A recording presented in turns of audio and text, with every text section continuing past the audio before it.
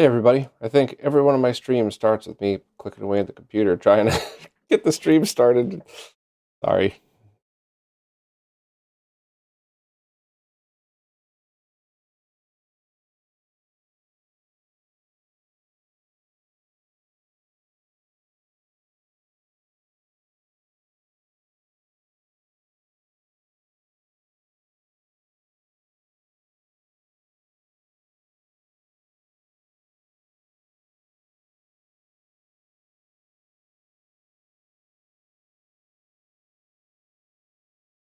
Hey, morning Boom, how you doing? Prime 1, what's going on?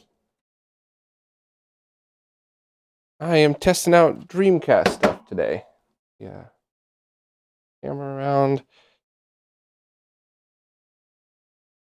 So, about a year ago now, I think, my friend Justin, aka Goodwill Hunter, sent me an extra Dreamcast. And I said, awesome, I'm going to fix this thing up on stream, and I'll probably use this as my daily driver. And a year went by, and here we are. So I don't even know if this thing works. I haven't even powered it on. So I figured we'll just do all that together. Let's see if this thing works.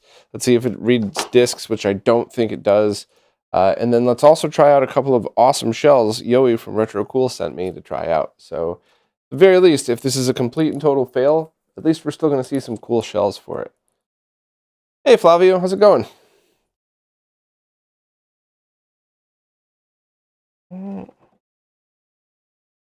I also have a brand new set. Geez, I should update the description with a link to this. Hold on a second.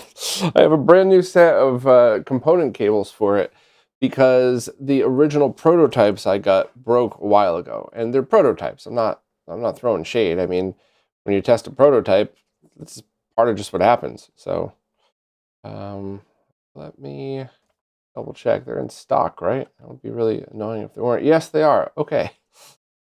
Update this.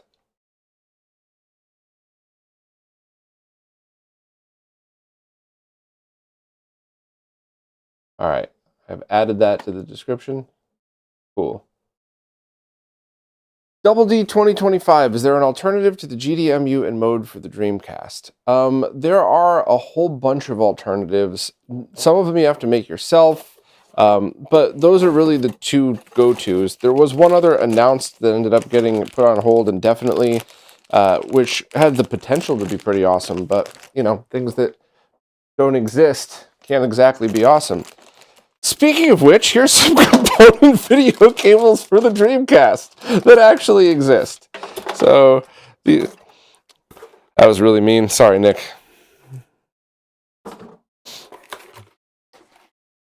Do component cables work on HD CRTs? Absolutely, yes.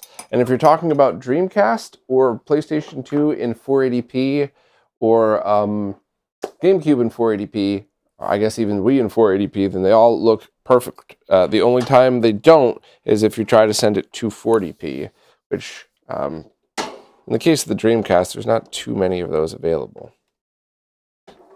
So let's plug this in.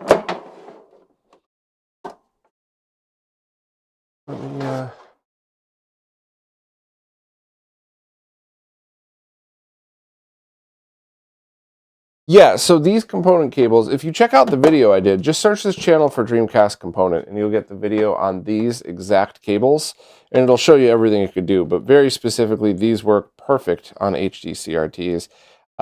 I would just keep it in 480p mode all the time unless whatever game you're playing doesn't have a patch available or you have the original disc and it only works in 480i. And it'll still work fine, by the way. It just, when you're using an HD CRT, you really want to take advantage of all of that extra resolution from 480p stuff. All right, so let's see if this sucker even works.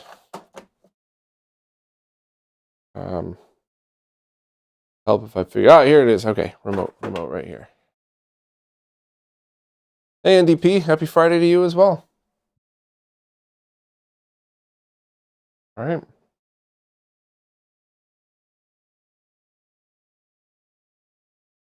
Well, this is a good sign. Fires up and in 480p.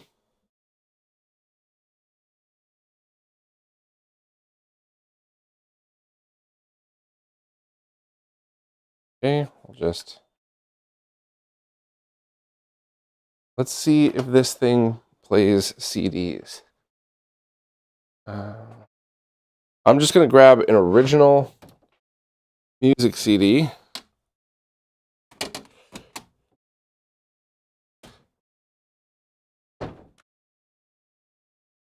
My friend actually dropped this off the other day as a joke. I never hated that band, though.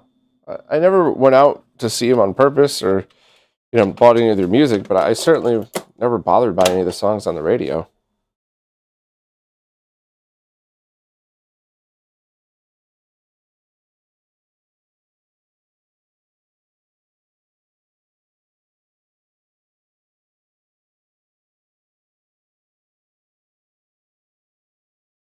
I mean, it seems to be reading a disc. That's pretty cool. All right, well, let me change it. Since this is going to happen, let me put it in an actual Dreamcast disc then. Drop the ISO down so you can see the screen a little bit better. That's pretty cool. I'm going to be installing an ODE in here, but I didn't expect that, to be honest with you. All right, so you know what? I'm going to be doing another unboxing on the, hold on, let me do this right then. I honestly didn't expect it to work with discs. Rig, I think you're misunderstanding. These are production units. These cables that I just showed are ready to go and totally have been for over a year. Probably more than that now. I was just talking about the very original prototype that I had bought. Let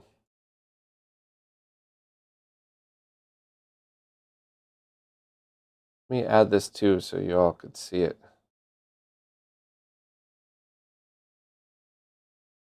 So I'll drop this in the chat for anybody curious. Lord Vectrix, that's a really ignorant thing to say. Can you explain why you think that's an okay thing to say? Because I'll be polite correcting you, but that's not correct at all.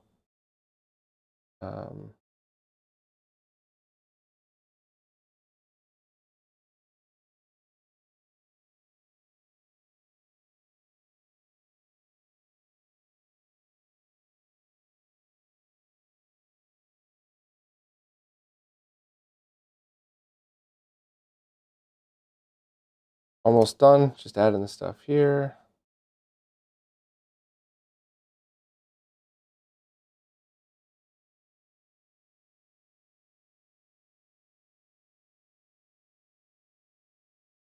I think we're almost good to go. Okay. All right, I have updated the description with everything.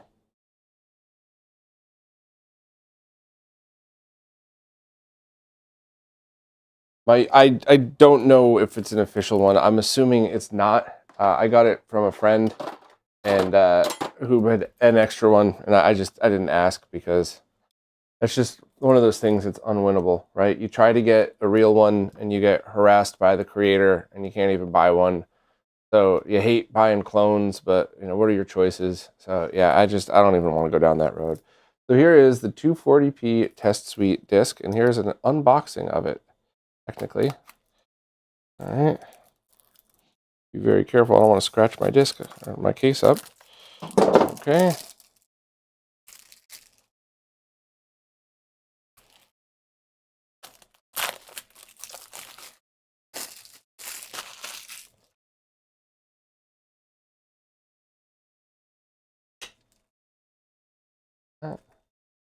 Disc looks great. Very cool artwork. Let's check. Oh, that's cool. A little description of everything right in here. That is so neat. That's how long I've been sitting on this Dreamcast and this and the CD for it. It's kind of embarrassing, but all right. Let's back, play. Lord Vectrix, doesn't component have reduced bandwidth compared to VGA? No, not at all. When you're talking about in the context of video games, it's not even a debate. component video cables for the Dreamcast are the way to go if you're going into something that only has component video inputs, like an HD CRT, and the RetroTink 5X would be an excellent choice for it. Now, if you have something like one of the an OSSC Pro or RetroTink CE or 4K Pro, yeah, VGA is fine, but you don't actually get support for any of the 480i only games. So anything with a switch on it would be a better option. The original OSSC actually doesn't have a low-pass filter on the VGA input, so that would be yet another reason to use the component cables for these. So there's absolutely not going to be a difference between the two in the context of video games and what we do, provided that everything's built correctly. These component video cables were designed by Mike Chi, so you have that conversion circuit built in that does a very good job. I'm sure if somebody came out with a low-quality generic crap version, that would be bad. And one could even argue that if you get cheap unshielded VGA cables, it's actually a huge downgrade because of the shielding. Now, that's something that you would notice, but that's nothing to do with VGA or component. I could also say the same thing as if I cut this cable off and connected an unshielded one to it. So, okay, this is surprising and awesome. So the disk drive actually works on this Dreamcast. That's very cool. So I'm going to put my disk away. Now I know to save the CD-ROM drive. So thank you to Justin for getting me a awesome quality Dreamcast to do this stuff with. And let's see what else we got on the inside. No problem, Lord Vectrix. Handlebar! What's up, Ron? Do any aftermarket shells have the cutout already for DC HDMI? That is a good question. I'm not sure. Hey, Artemio, I see you've seen your work firsthand right here being showcased. I can't believe I'm just opening it now. I mean, obviously, I've used the DC Test Suite an infinite amount of times. I just never with the official disc. So... all right, I am going through, you know what, let me do this on camera because I'm sure you all might get a kick out of this. Let me go through my Sega box and see what Dreamcast related stuff is in here that we could try out. So I'm just going to empty all the stuff out and figure out what we could use for this stream, if any. A bunch of power supplies.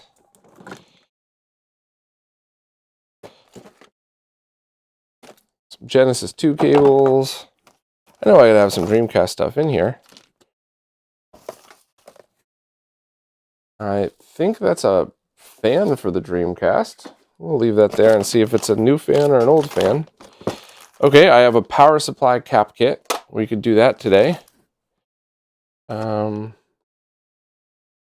have a Sega Master System 2 cap kit? I don't own a Sega Master System 2. Why would I have ordered that? What else do I have in here?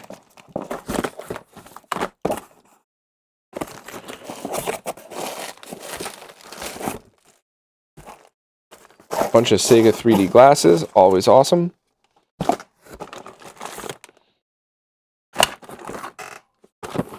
I think that's it for Dreamcast stuff. I don't think... I have the GDMU, which is most likely a clone.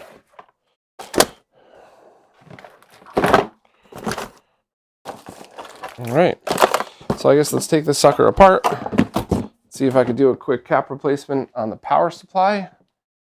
And I should have at least one of those resistors for it.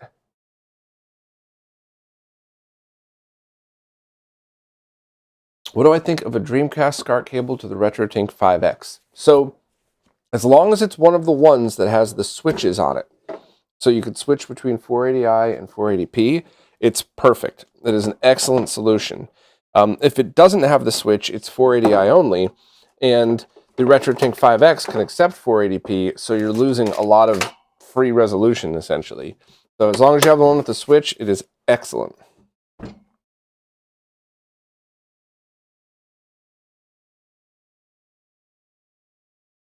Do I think there's any chances of Sed making a Dreamcast Fenrir? That would be pretty cool.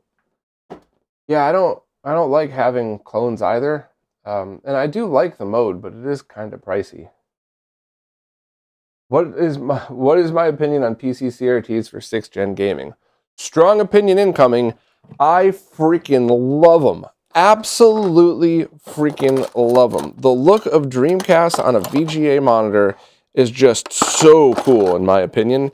I mean, I just think, like, if I really had a choice and I wasn't doing a lot of testing and other stuff, I would very often prefer to use just a PC CRT monitor for Dreamcast.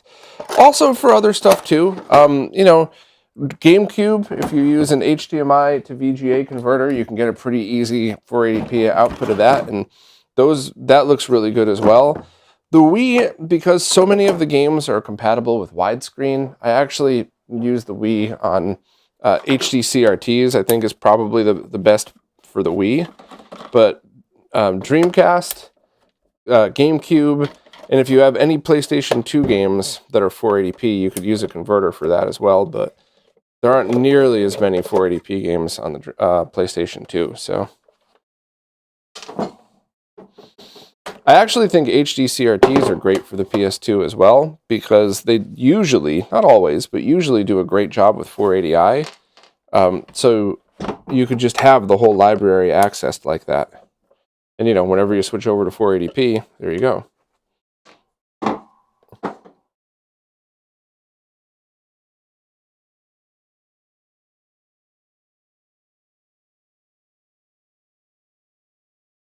RGB SCART for GBS control, a good idea. If you have a GBS control that has a SCART input, sure.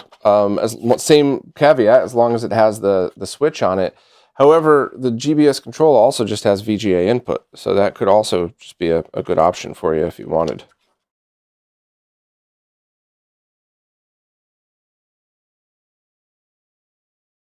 You have the option to get a 22-inch Mitsubishi PC CRT monitor. I mean, if you could get that for a good price, hell yeah, that is very cool. Are all PC CRT monitors 480p? If it's labeled VGA or anything more than that, it could handle 480p and higher. Now you have to understand that there's, as dumb and confusing as this is, I promise this wasn't me making it up, there's two kinds of 480p. There's 640 by 480, which is a VESA PC resolution, and then there's 720 by 480, which can sometimes be widescreen and sometimes not be widescreen, and that is a video resolution. So when you're going to things like a PC CRT monitor, sometimes you have to adjust the horizontal stretching to make it fit right. But for the most part, it's not too big of a deal. So, all right. So I'm gonna have to take this whole thing apart anyway. So why don't I do the case swaps, and then why don't I do the cap replacement last? That way, if something goes wrong and I run out of time, I could do that in a different stream. Or if I screw up the cap replacement, then I don't have to worry. Also, there's magic marker on these caps, and they don't look old at all. So I don't know if they're original or not. But anyway, let's all right, so let me carefully move this stuff over, and then I want to get the cases out to show you how these things look and what the differences are. And I have a feeling I'm going to be giving one away. I already have one person who, let's just say they need one of the other cases, and I'm going to keep one for this case for me. So let me, I guess we should take this apart first so that I can put the guts in it, even if I don't screw it down. That way we could just kind of see how it looks like that. And I'm definitely excited I get to keep the working CD-ROM drive, because my preference would be flippy drive like ODEs for everything. Stuff that installs right next to the CD-ROM drive and keeps original functionality while adding ODE. I think that's by far my preference anytime I can. So who knows, maybe that'll come out someday and I'll swap my GDMU with that.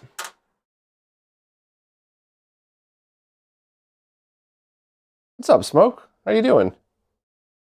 Ron has a super clean NEC Diamondtron. I am jealous. Oh boy. Ooh, $500 is a lot of money. If it's in really good condition and you love it, cool. But that is definitely a lot of money. Oh, thanks, NDP. I really appreciate that. I'll try. Blue Water, original caps do have marker on them? Thank you. I appreciate that. I didn't know that. Oh yeah, I'm all aware of that, Ivory. Thank you for letting me know, though. Don't ever hesitate to throw out info that could be very helpful like that. But yeah, I'm well aware. I think I covered that in one of the Dreamcast videos I did.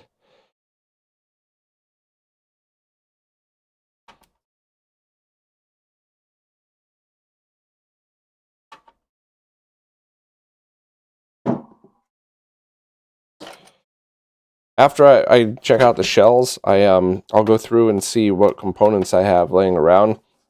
I probably have a new battery and battery socket. I probably have that resistor that you're supposed to add to the power supply for a dummy load.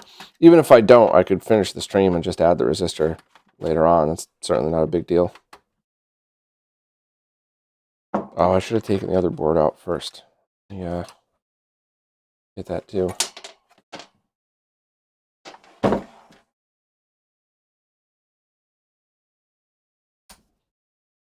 Am I off camera? I should probably crank the ISO back up. There, a little easier. Too bright? Good enough? Let me know. Sorry about that, everybody. I'm excited on Dreamcasting and totally forgot the camera part.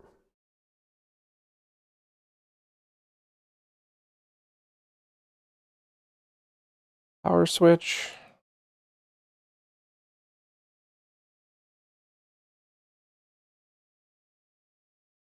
I'm going to put the power switch up over here. Keep it out of the way.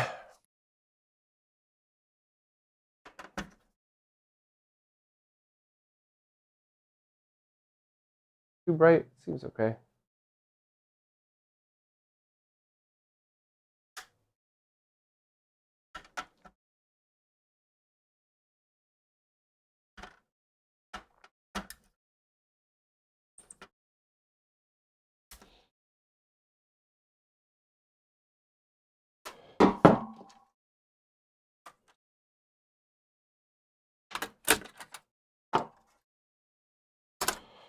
All right. Front assembly. Fan.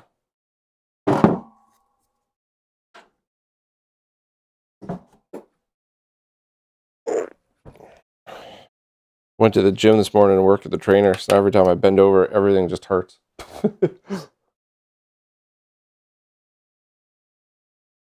No, that doesn't have a battery holder installed, but it's a bad camera angle, so I don't blame you at all.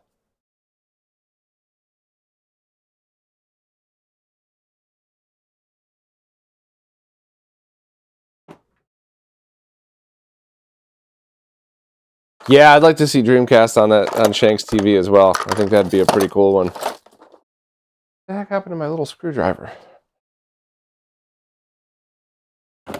Oh.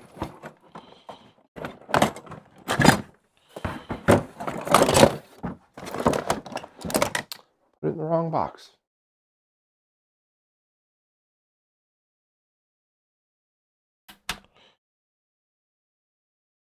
So I guess this fan I have here, that must have been another stock Dreamcast fan that I had held on to from a previous install.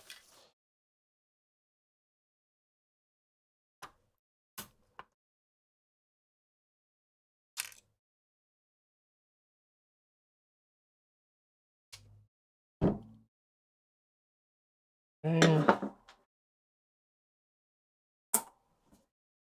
Get these screws out of the way, get these last two, and then we'll pull the guts out, and then I'll start showing off these awesome shells.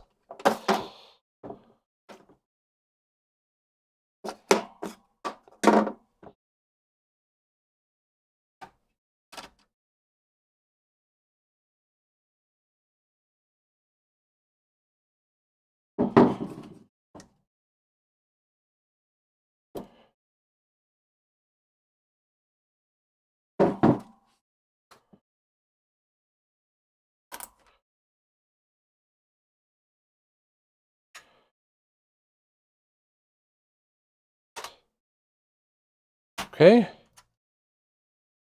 Cool. That came apart pretty nicely.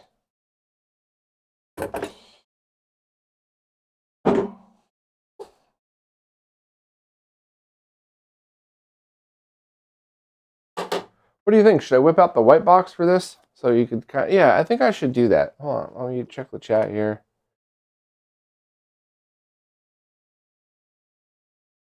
Dreamcast or Gaga? I don't remember off the top of my head what that could be. It could be a model rev that of the power supply where it had to be tested from the factory. You'll see variable capacitors on some motherboards in Retro, and it's something that was done in the factory to make sure it shipped aligned to whatever it was going for.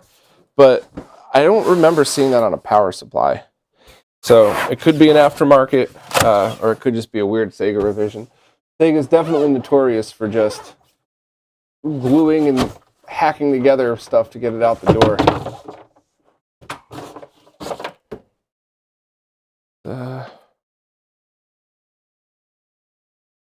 What do I think of the Switch 2? You know, I want more details, but I assume I'm going to buy it because if it can play the other games better, then I'm certainly in. You know, rendering at higher resolutions, upscaling to 4K. If it could do all that stuff, I'm in.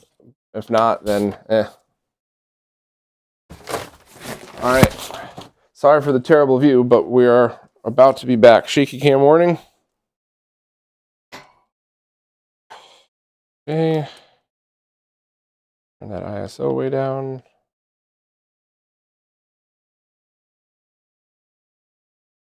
Probably. All right. Let's see what we got here.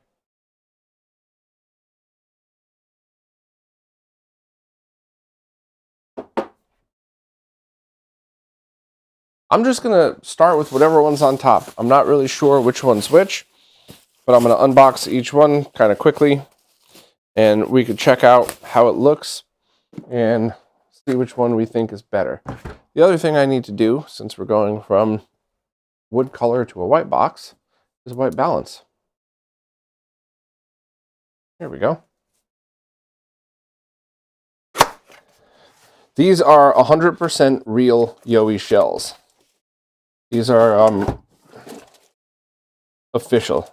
Absolute no clones whatsoever when possible. There's also certain things out there that you could only buy from clone companies. Nobody else seems to make them. Even though it might not be a clone, the cloners are the only ones that sell them, and that also drives me nuts because it means I have to give my money to a total piece of crap. So I believe this is the color changing one that Yowie was talking about. I had kind of seen this on his social media page. This looks really cool.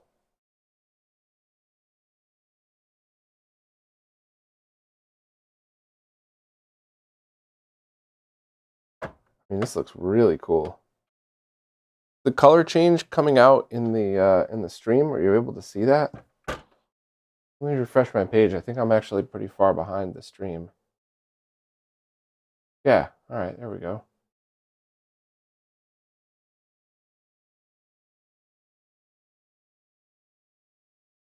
Hey, Chungus.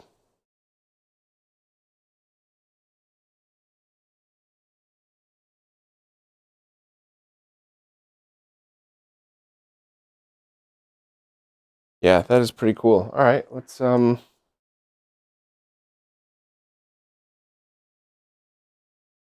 to the next one.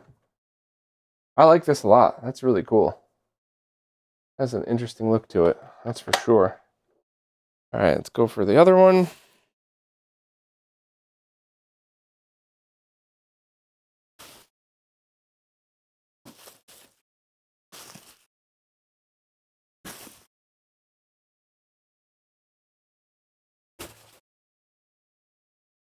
There's just bubble wrap on the outside of these. I feel like I could do a unboxing without having to show the bubble wrap.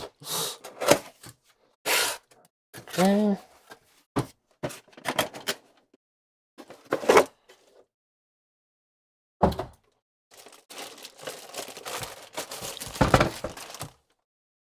So this is not, this is injection molded, I think, pretty sure. Well, I guess it must be painted because the insides are a different color. So this must be another paint revision. Yeah, actually I could feel the texture is paint, but I like this. This is like a grayish, and it has a choice of Dreamcast logos on it. That's pretty cool. So that's neat. I like this one.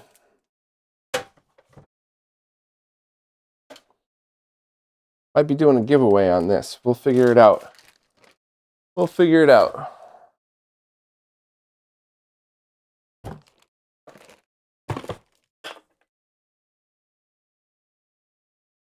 Check the chat and see.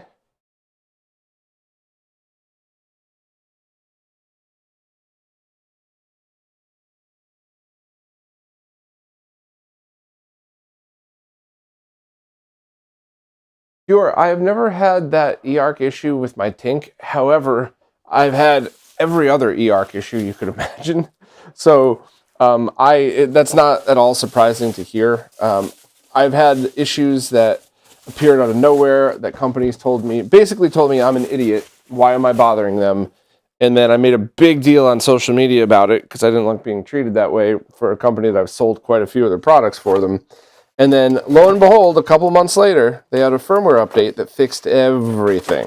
So I think eARC very often is just something that messes with everything in your setup. So I don't think that the Tink 4K is particularly doing anything, but it could just be a combination of that and other stuff. All right. So this one. Everybody know what this is? It has that logo looks actually really cool in it with the orange, but there's also a blue one. I would take the orange one.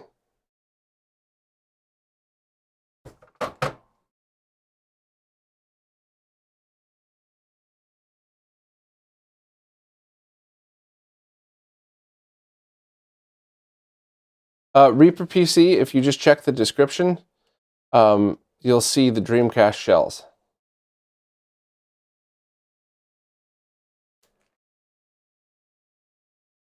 Hey, Brandon. One of them is going for me. This one is going to the community expert in semen, somebody who's all about semen, Jimmy Hoppa.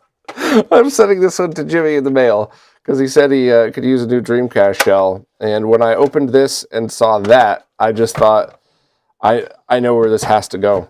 This has to go there. And this apparently is injection molded in this color. Yeah, that's funny. So I think the paint changing one I'm going to keep so that I could show that in future videos. And also because it kind of matches the dark setup that I'm going to be putting it into. But as far as the other ones go, the orange one is going to Jimmy. I'm going to try so hard not to just make semen jokes for the rest of the stream, but I can't promise that won't happen because I am just a child. But I think I might be doing a giveaway with this one. Right here. Let's see what... I've never actually done that in a live stream. Does anybody know the best way to pull off something like that? Is there like a tool I could run? Do I have to restart the stream if I do it? Anybody have any suggestions?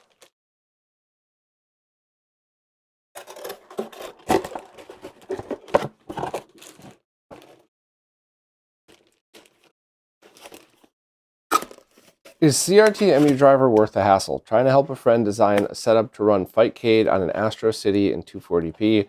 Wondering if there's better solutions with a downscaler. CRT MU driver is awesome, but the total setup might be a pain in the ass. So if you're looking at something like Groovy Arcade, where you could just boot to a Linux CD and have it boot in 240p, that I think is a great solution.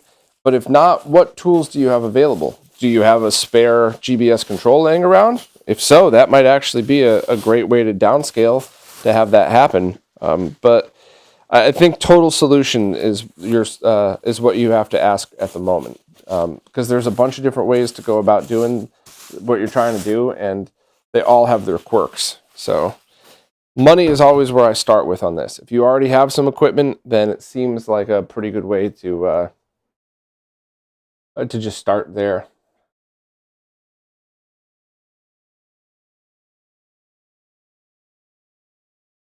Do I have a bot in here? No, I don't. I don't have anything running. And Chungus, the streaming tool I'm asking about, I don't know if it exists. I just think it would be really cool to at some point in the stream just kind of say, all right, there's 100 people watching, so everybody who wants to chime in, say something, and then I could have a bot pick the winner. I think that would be pretty cool.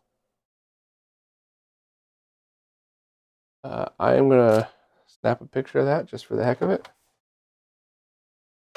Yeah, I like this one. I like the choice of the two labels on it. So I'll leave this one out in case we could figure out a way to do that stream giveaway thing. I'll move back to the other one.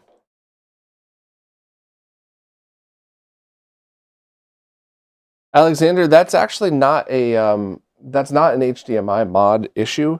That's how the games themselves were coded, which is why you can't just do something like that. Now, with the DC Digital, the RetroGem, whatever, that one, you can have everything output in higher resolution. It's just going to be deinterlaced. All right, put this away. I know I say this every time I show this on stream, but for years, I would set up a white box and then set up stream lights, like the pole lights, and it worked perfect. But it took minutes to do that. Whereas I think under a minute for teardown and under a minute for setup for this thing. So yeah, if you ever need a white box, just buy one of these Amazon basic things. RetroRGB.link/Amazon. I have this listed in my photography pile over there, but this has saved me so much time over the years. I cannot recommend it enough. We're already zipped back. We're already back to the table view. Ugh.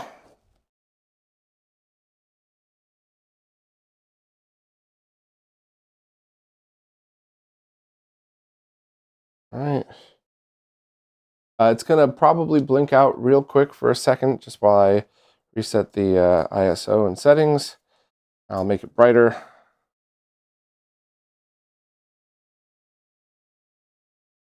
And get that white balance back because we're not in a white box anymore. All right. Move this here.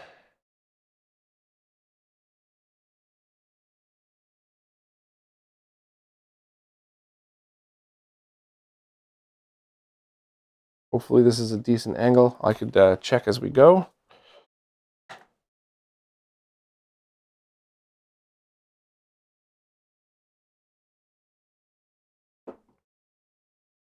King Gerda, I don't think I don't think you saw that announcement properly. This isn't Gray Shell. This is the CE. Check out my channel on that. I did the whole launch video for it. Those are available soon-ish. Hey, Kawaka, how you doing? All right, so let's see what we got here.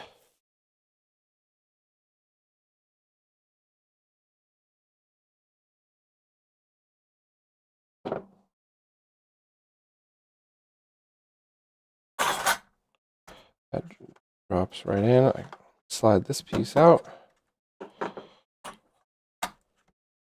Use some extra light here. There we go. Better.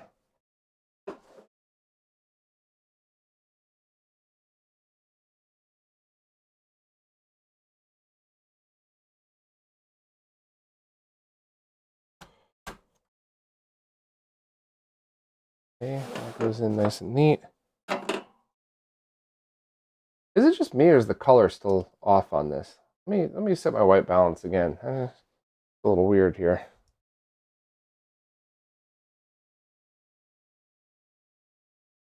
Yeah, that seems better. Yeah. Tink CE is 475. If there is there a scaler I'd recommend if someone were only interested in GameCube and PS2. So PS2 right there, that is the key. Since most of the PlayStation 2 library is 480i, if you can't play on a CRT, then you're going to need something that has motion adaptive deinterlacing to get the best look. If you're on a budget, you could build yourself a GBS control. And if you have some money to spend, you could get a RetroTink 5X, CE, or 4K. The 4K is going to be the best, but I mean, you don't need to spend $750 to have a great experience. Not even close. But if you have the money and you're asking what the best is, that's the best. But overall, all of those are excellent options. I believe the OSSC Pro also has motion adaptive deinterlacing, but I haven't put it through its paces like I have the rest. So I assume that it's great, but I just can't speak to it as much. They sent me a prototype to test a while back, and then I sent that on. So I don't actually have one here.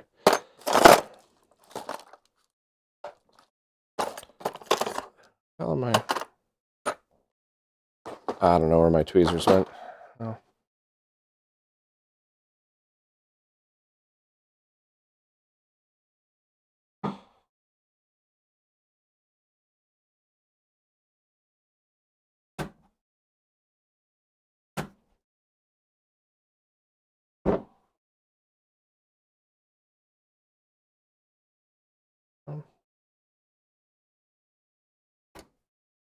Oh, geez, maybe the color balance isn't right. I look white as a ghost here. I'm pasty, but I'm not that pasty. The thing that drives me craziest is when the auto color and focus on the camera that I use for the weekly videos starts changing. So it looks like I have completely green teeth. I don't have a movie star pearly white smile, but I sure as hell don't have green teeth.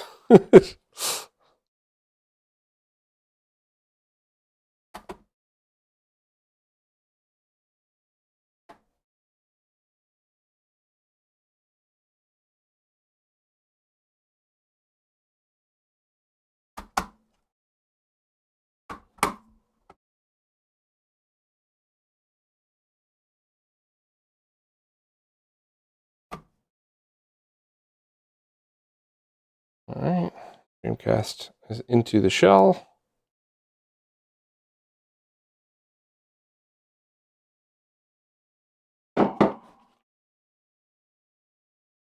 Looks nice. Everything fits nice. Fan in. I'll check the chat again in a second.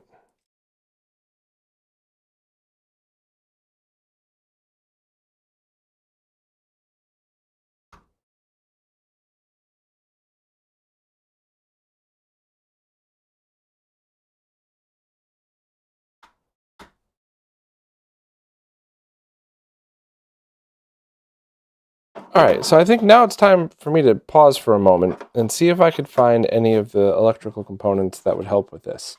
This comes with rubber feet on the bottom, so unless I flip it over, I don't need my foam thingy anymore. Let me just I'll check the chat, and then I'll grab another box of randomness and see what we can find in there after I'm done throwing my screwdriver on the floor.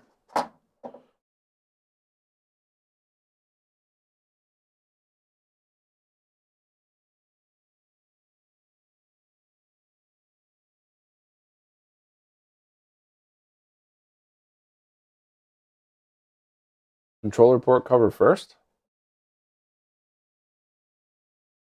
Did I mess that up? Oh, I did. Right here, huh?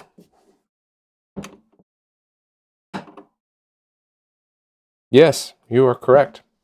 I can't really wiggle that up, can I? Well, wouldn't be a Bob live stream if something didn't go wrong.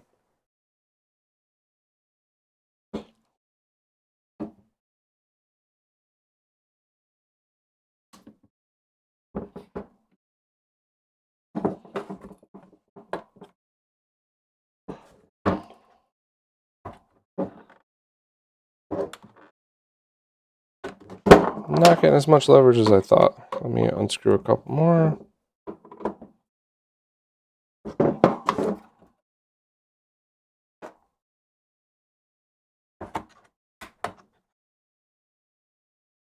Oh, I guess it's not a matter of sliding it not a matter of sliding it under, because there's still a ridge on the other ones.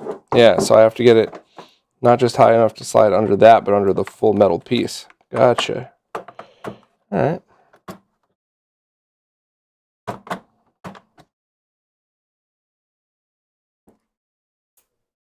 Well, thank you for that. That would have been funny to deal with later.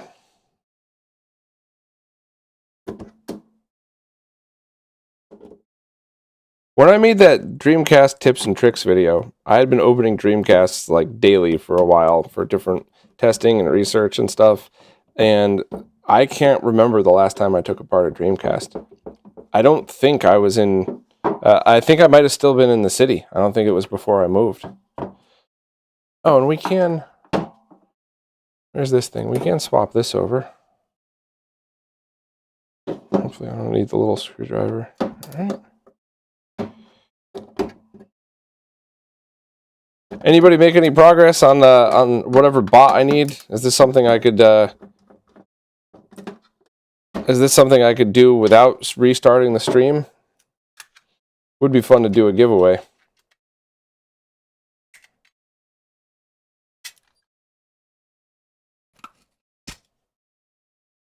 Okay. Putting this right in.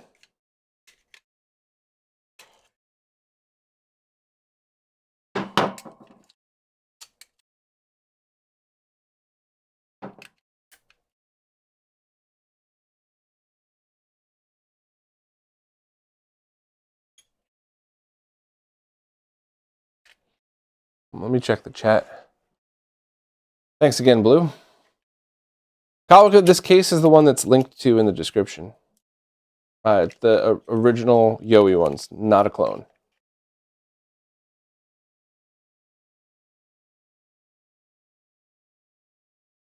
Hey Ariel, so what I was hoping to do, since there's a bunch of awesome people hanging out, is I was hoping to have, or to say something like, everybody type this exact thing in the chat, and then have a bot scan it and randomly pick a winner, so I could give away that Dreamcast case.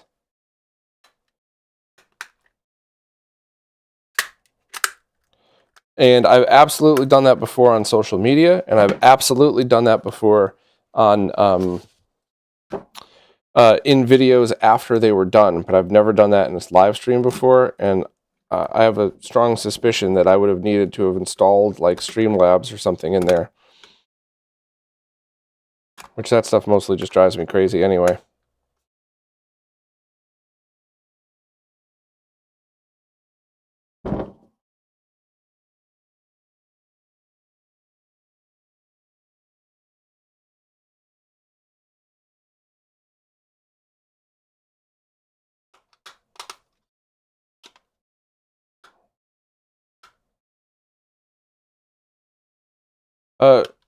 Posts are a little tight, but that's kind of normal with brand new injection molded stuff.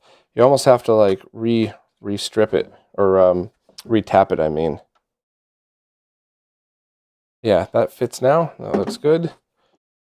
All right, so I guess I'm gonna try the GDMU clone, and I'm not even gonna bolt the power supply in, because we'll... Oh wait, no, there's more. Hold on. But wait, there's more.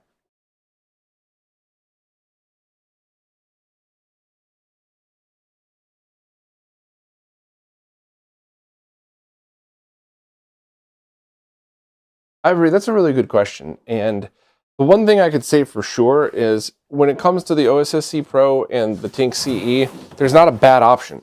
It's not like you have to worry about something. It's not like you're going to walk away from that going, oh, I'm so mad. Like they're both excellent. I would just try to check all of the features and see if any stand out. And the CRT mask emulation is something that really is a pretty big deal to me. And there, you could do a lot with the OSSC Pro, but the Tinks, both of the 4K Tinks, are kind of far behind or far beyond that at the moment. But that doesn't mean there's anything wrong with the OSSC Pro. Marcus is awesome. He makes excellent products. He doesn't charge for firmware updates. It's definitely not ever going to be a bad option.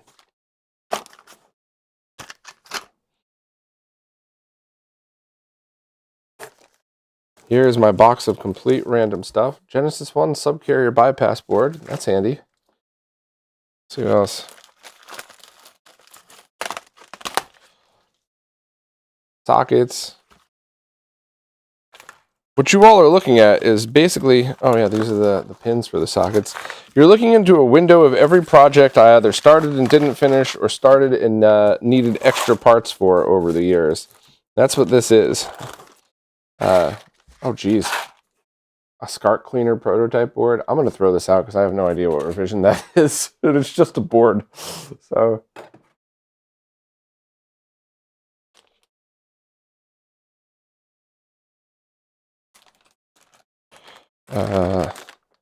these are battery sockets, but they're not going to fit on that board.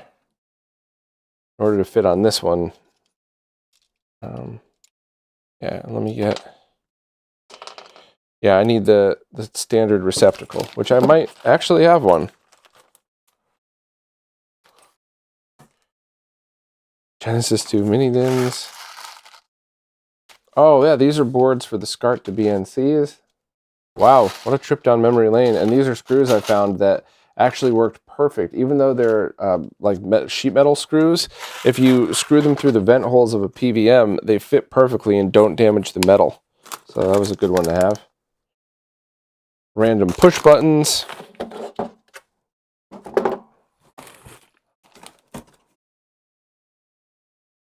A SNES Mini RGB bypass board? Is this a Voltar one? It is a Voltar one. That probably would have come in handy over the years. I bet you I bought like 3 more from them for friends' projects, not realizing that was sitting there. I don't even know what that is.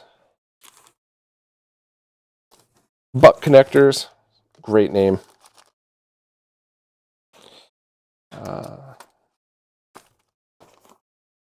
Program headers. Geez, I have so much junk in here.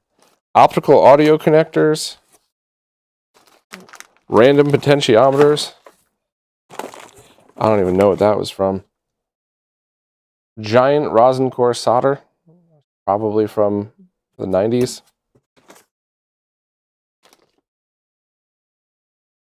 Leaded solder paste. I can't even remember buying that.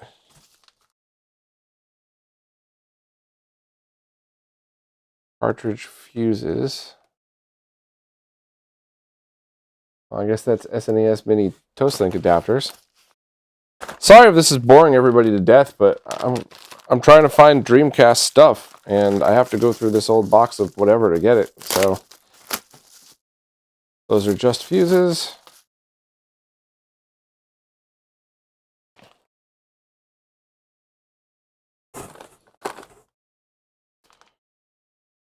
Another weird Toastlink project. More potentiometers. The hell did I need so many potentiometers for? DVI connectors for the original SCART to DVI. I better have some Dreamcast stuff in here. After all of this crap. Tons more potentiometers.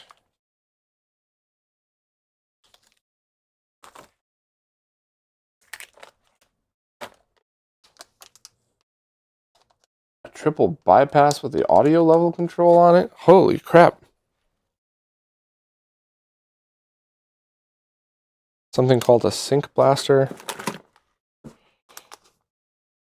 I'm embarrassed that I have all of this stuff in here, and it could have been from any level of when I was doing it at RetroRGB. So there could be some really cool stuff in here, or there could be some very embarrassing remnants of terrible projects left in here.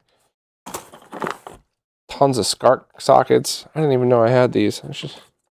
These for SCART to BNC boards. Those are handy, and you could use these as breakouts too, and just solder right to it. Is this another triple bypass board? Yeah. Jeez. Belmont, you still on? I might just mail all this stuff to you. It'll probably mostly just sit here and do nothing like it is in my box, but I bet you're going to go through and be like, I could use that, I could use that, I could use that. So all of that, not one socket for the Dreamcast battery. And not one giant resistor to put in. That is very funny. Alright, well, put all this crap back one at a time.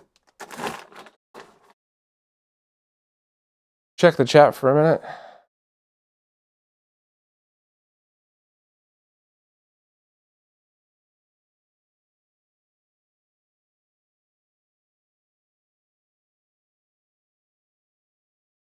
I saw the GBSC Pro, but that's just a bunch of converters slapped together. And I don't actually know if they're done by clone companies or if they're done by decent companies.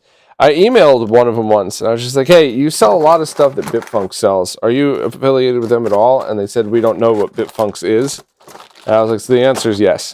The answer is definitely yes, because some of the products you sell have it stamped on there, which they could just be resellers. That's not, that's not their fault, but yeah, it's very likely that they're just cloners or Bitfunks under a different name. Spare bits of wire and stuff. Alright, I have one more bag I could look at for Dreamcast adapters, and it won't be nearly as long as this, so. Jeez, that is just silly and embarrassing.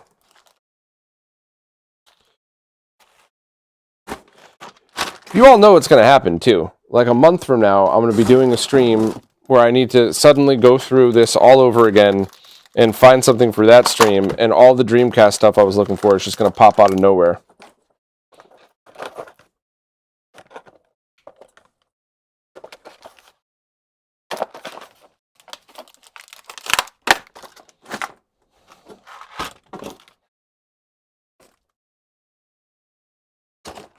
That still cracks me up, all those SNES boards I had here.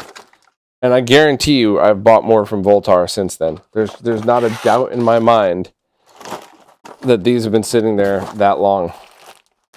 I still love the Candy Cap coin button, by the way. I don't care if nobody loved it other than me. I still absolutely loved the project. I loved installing it into my cabs. I loved the stupid video I made for it. That one was... just because a project isn't necessarily widespread doesn't mean I don't love it. More Console 5 caps. This is for a SNES Mini. I can't tell you how many of these I've bought over the years. This was probably just sitting in there the whole time. In fact, I'm going to put that in the other pile. I'll put that in the SNES pile.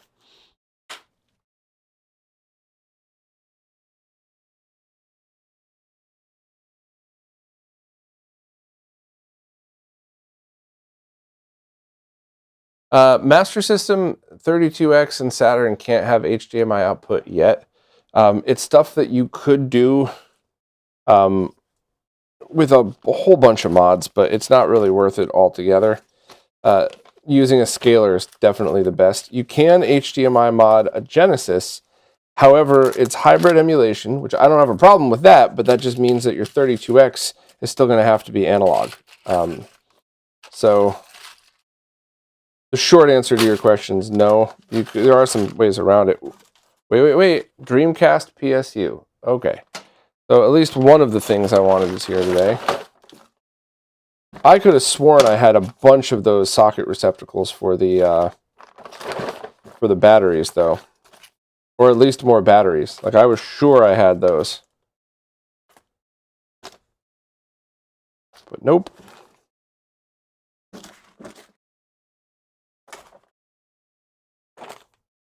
Oh, those are the leftovers. Yep. Well, that was a deep dive into a box for one resistor, but, you know.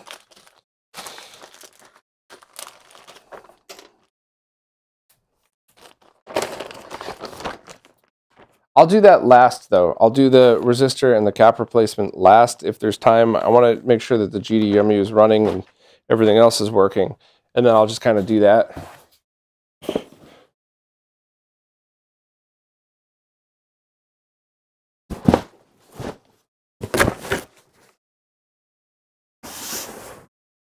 Ariel, I can't find my pockets, so yes, it must be that one. All right, let me go this, that.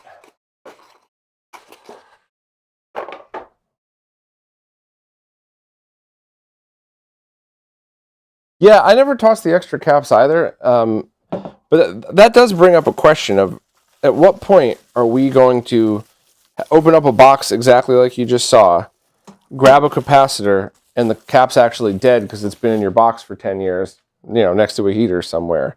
So that's going to be interesting to see. Hasn't happened to me yet, though.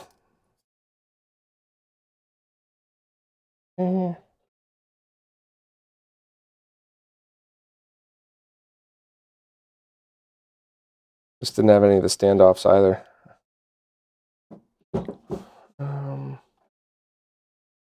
All right, well, since this didn't have anything else, I could put that back in.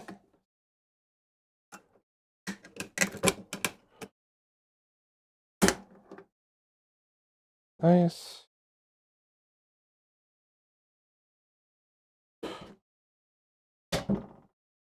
Ariel, when you say do it manually, do you mean like copy and paste the chat and then put it into one of those randomizer things? I could do that if everybody would feel comfortable with it, and I could even do the randomizer thing on... Well, no, because then you'd have to filter out... Yeah, I don't know. I think that'd be pretty tough. I'd be willing to do it if it wasn't too convoluted, and if it's something that I could do while screen sharing to show people that it's legit. I don't ever want people to get the sense of that I'm full of shit, because I'm a lot of things, but I'm not that.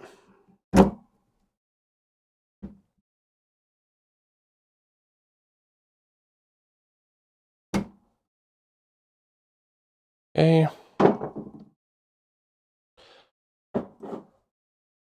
So I'm going to plug this stuff in. And I'm not going to worry about the power supply basically at all for now.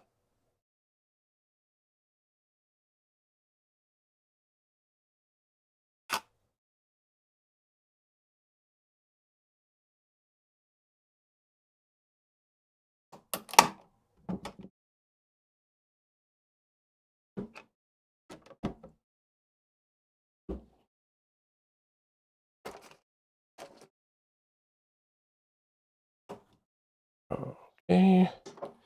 Power.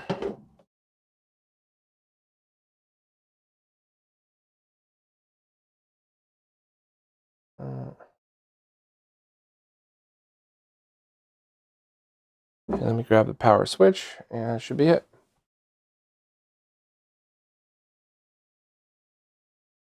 Screw 4 over here. Use my arm.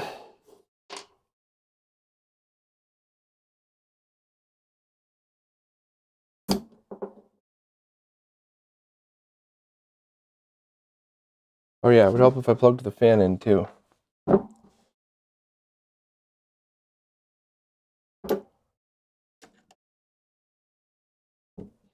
Uh-oh, did I pinch the wire a little? Shit. I think I may have. Oops. All right, actually, do you all see what I'm doing right here with my left hand? So that was hovering over an open power supply. We used to have a rule, well, I implemented the rule in the company that I used to work for, no open frame power supplies before 10 a.m. because of how many times I did exactly that and rested my hand on the power supply, and next thing you know, there's the smell of burnt flesh in the office, probably when I was, most likely hungover. So yeah, that was very stupid of me. I think the reason I did it just now is because I've been doing this for 20 years of, open frame power supplies. So I'm just used to being around it and used to not zapping myself, but that was a very big what not to do right there.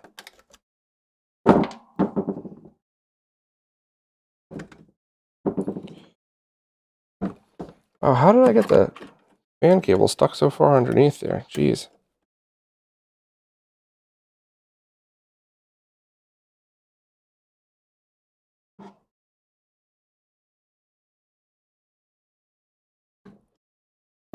All right, old man time.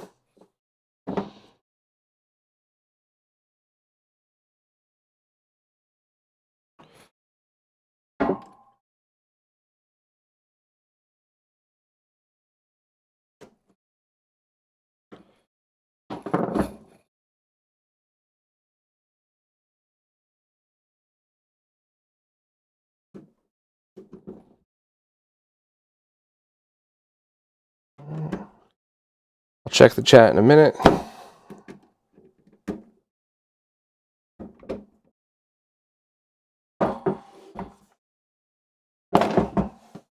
Oh, I forgot this.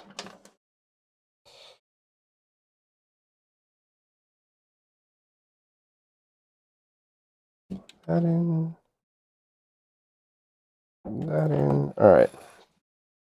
Power on. Let's see what we got.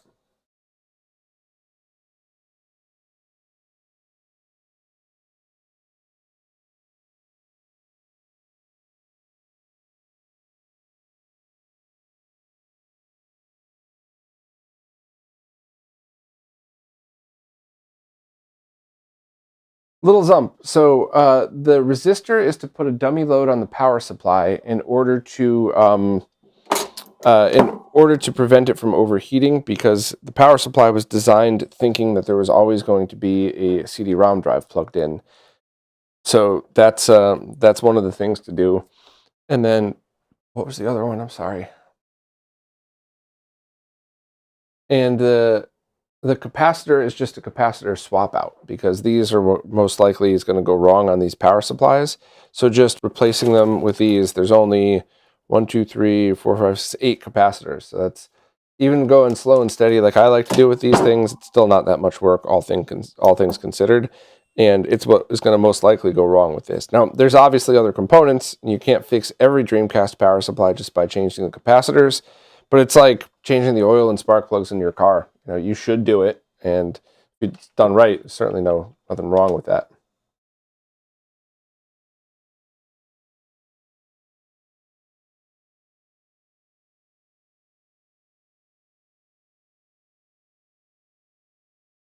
Cool.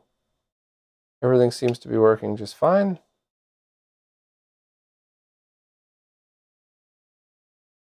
I'm gonna fire up my favorite game just to make sure it's working.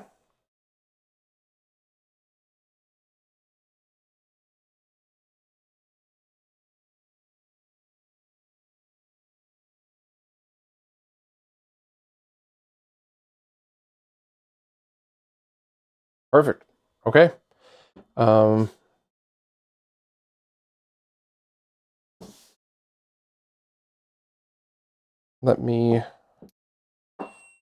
Let's just check one last thing after booting, and then we'll swap the capacitors out, and we're mostly done. But this is pretty cool.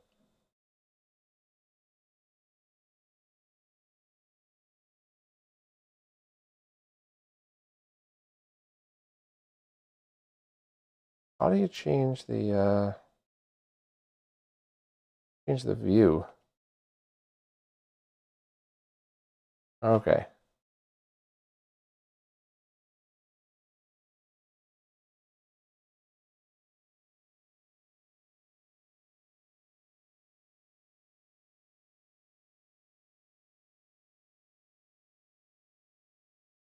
Is there a list view?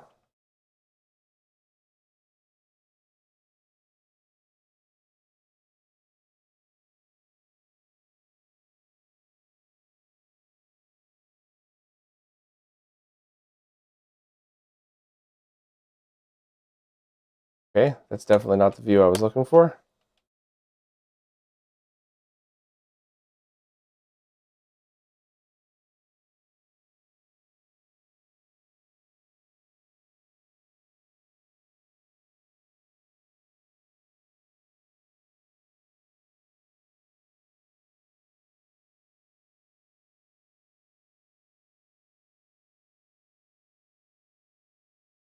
Did I break it? That'd be embarrassing. All we're trying to do is get it to not be in that view. Well, I'll have to text Derek and cry like a baby saying that I screwed up a menu and he knows how to fix it. We'll see.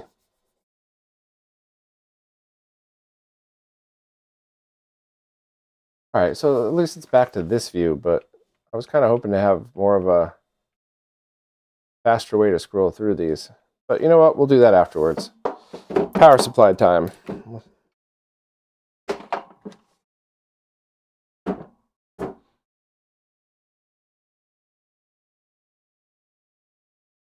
Hey, Shadow Mask, how's it going?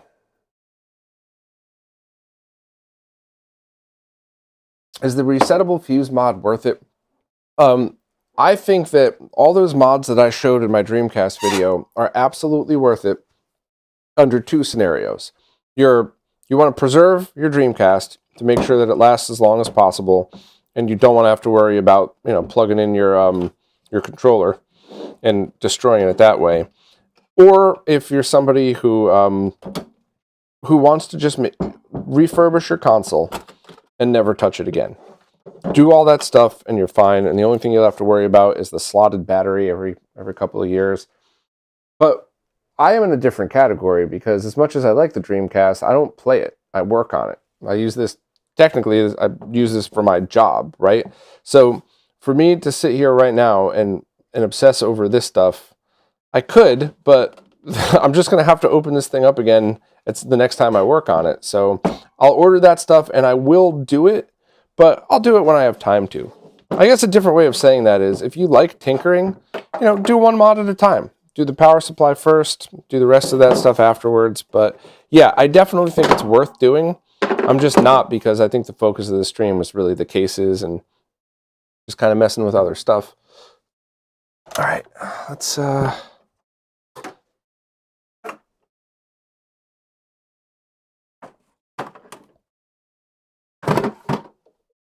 come on. Got my desoldering gun out.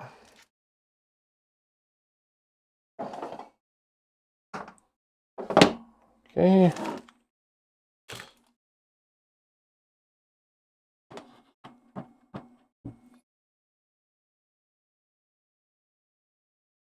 All right, so the other thing I'm going to do is I want to do these one at a time. Now, people who do this on a regular basis, talented modders, basically people who aren't me, don't need to do this. But I like to do them one at a time. I like to mark off the old ones so that the new ones are all nice and fresh. And that way I don't mix up where they go, and it's much harder for me to get little things like that wrong. So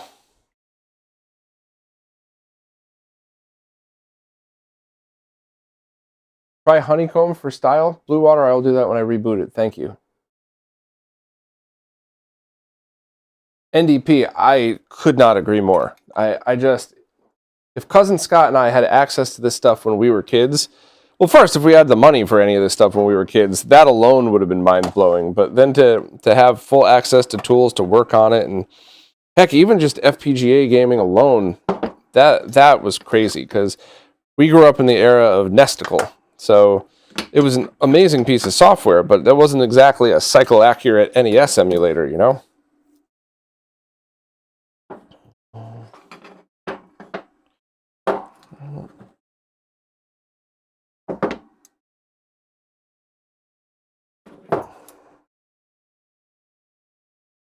So orientation, I'm going to do this one first. Orientation's facing away, which it seems like it's marked on the board, but once again, I'm not an expert solderer or modder or whatever you want to call it. I'm not terrible at it, but I'm not on the same level of a lot of these other people, so.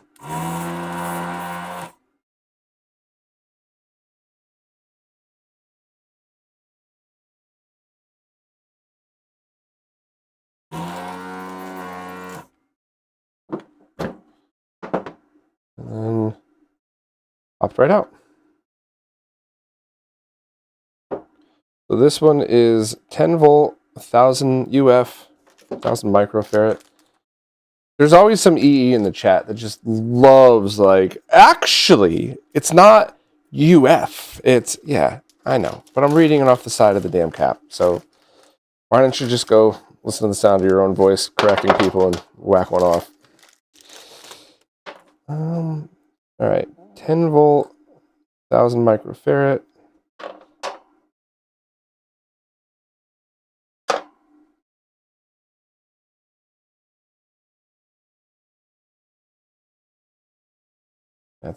That's it.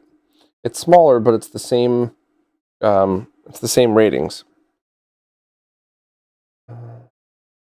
Oh yeah, you know what? I need a couple more tools. Actually,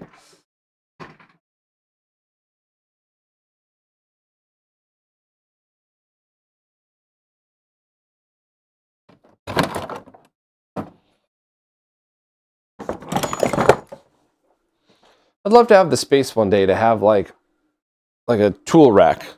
Like you see them at Home Depot, like a mechanic style, like one just giant thing with all my tools in it. I think that would be really, really neat. Make my life a lot easier, but I don't have the space for that at all. Funny, when I moved from the city, all I could think about was how much bigger this was. But when it all said and done, I still live in a tiny place. It's just infinitely bigger than a Manhattan apartment. All right, I'm going to use this box to put my old caps in.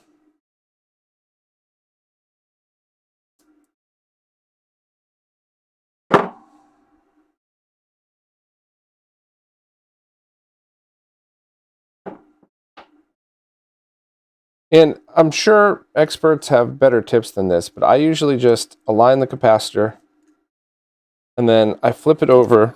Oh, no, I drop it on my gut on stream in front of everybody. I align the capacitor, I flip it over, and I put something underneath to keep it propped up, just so that everything is sticking through all the way.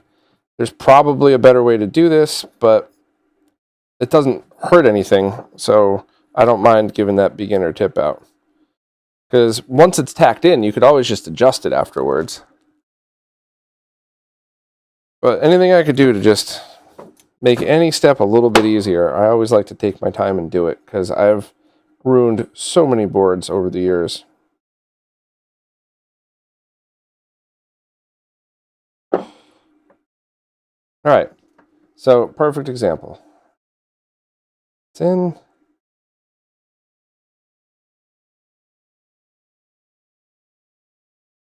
So now it's tacked in, it's aligned properly. Now I could add the correct amount of solder and cut the legs off.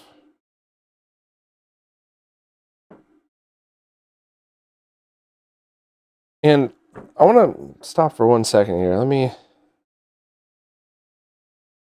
Somebody had asked a question in today's Q&A, and I could have a visual example of it right now. Let me snip these off, and I will show you what I mean, because I thought it was a great question, but I just, in the Q&As, I don't really have the ability to do visual examples off. All right. And you'll focus right here.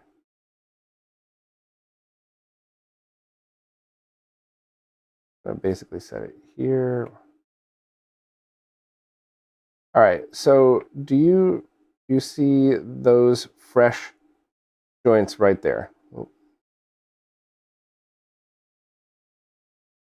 Trying to get it in focus again. Sorry, everybody. All right, they're the ones in back. They're those right there. So there's probably what you could classify as too much solder on those. I could have used less, but it's a clean installation, and it's not bulging over the sides, and it's not touching anything else. So the question in the Q&A was, what happens if you use too much solder? Is it really bad? In this context, no. And if you see on the other side as well, there's nothing, here we go. There's nothing leaking through the other side. I've seen it too, where the legs are just completely goopy on the other side of things. And that is not the case at all here. So I think that's a good example of, a pro could have done that with less solder, but it doesn't really matter at all, because it's not so much that you're creating an issue. Any pros, correct me if I'm wrong. Voltar, if you're in here, let me know what you think, but I kind of feel strongly about that one. Hey, Beast, what's up, man? Good to see you.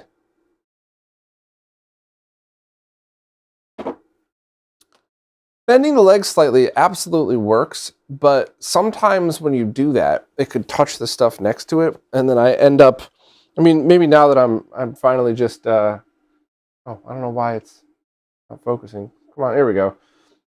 When I was fighting wearing glasses, it was a much bigger deal, and now that I've just thrown in the towel and gone, you know what, I'm old and I need glasses, that is a lot easier. All right, let's see. The white line is facing inward. Get the cap here. Yeah, okay.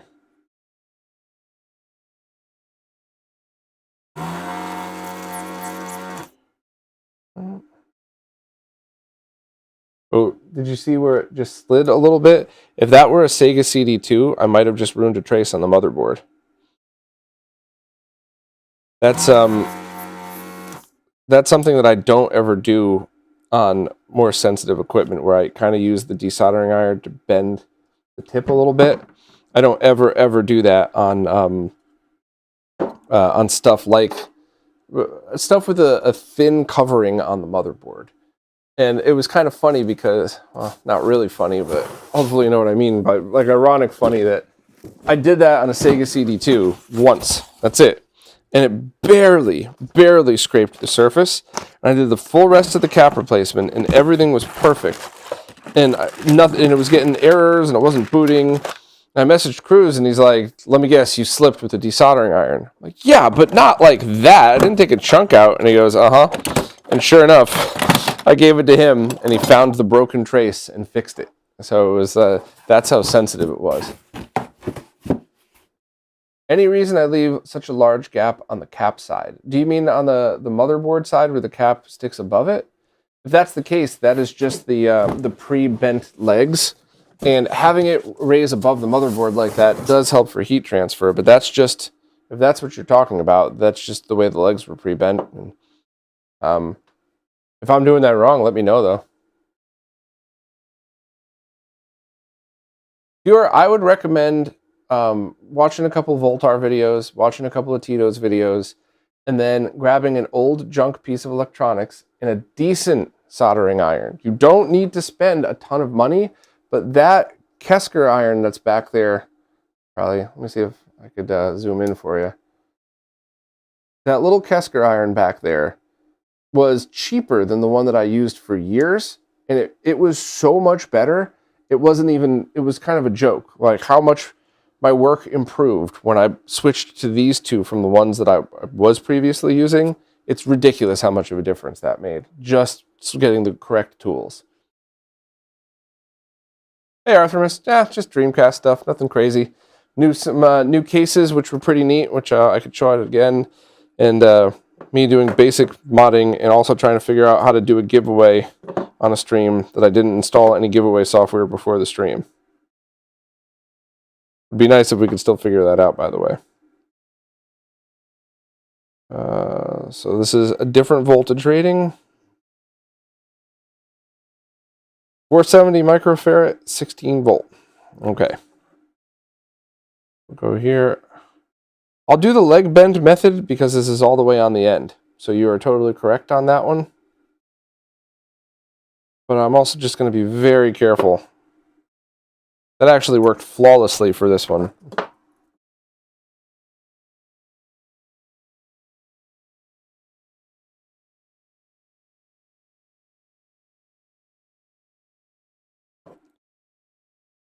It did and it didn't.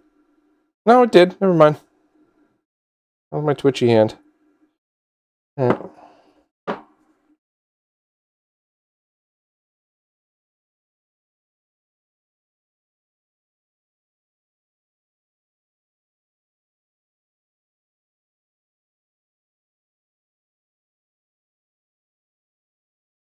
right.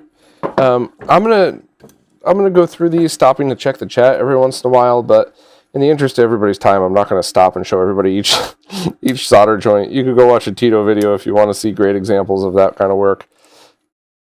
And one more. Yeah.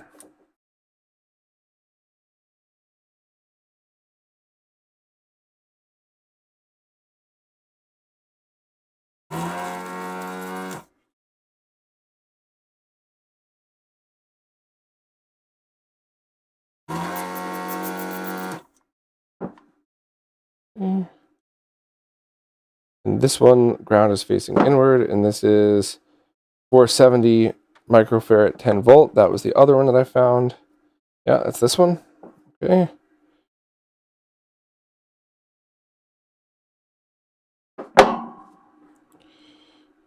And these have the legs that are pre-bent, so I'm not going to pull it through. I'm just going to use that. You know, one question that I'm kind of curious about is there a recommended height for caps? And if there is it based on capacitor type, based on installation?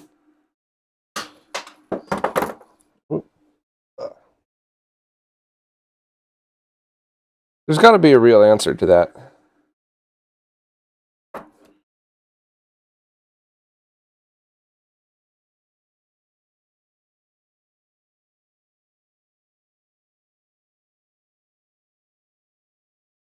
All right, so this is the one where bending one leg doesn't really work. I would have to bend two, and it'll work, but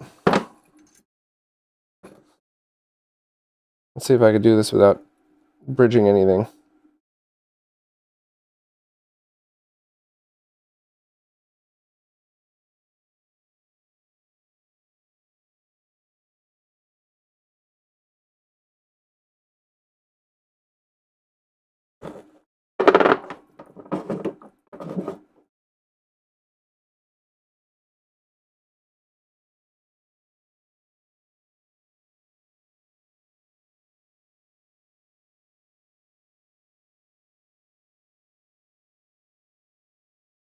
Yeah, I think that came out okay.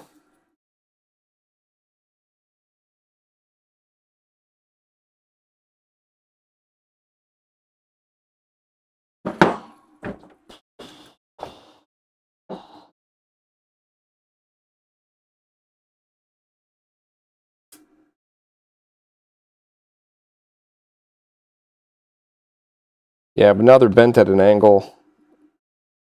That one's fine, but I don't know. I like both methods depending on where the capacitor is sitting. All right, so these three are done.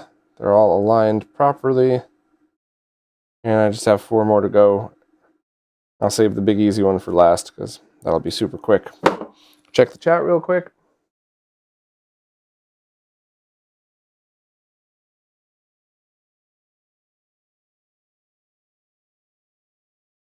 Yeah, that's kind of what I thought, Mike. Thanks for chiming in, though. Blue tack might work, yeah. Does this disable the switch pin on RGB SCART? Nope. What solder are, you know, it is Kester. Let's see if I can just focus in on it for you.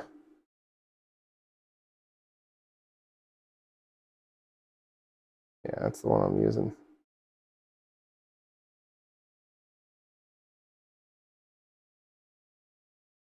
I vaguely remember buying some of that a couple of years ago and then just never going through the whole reel because I don't do this stuff as much as a lot of my friends do.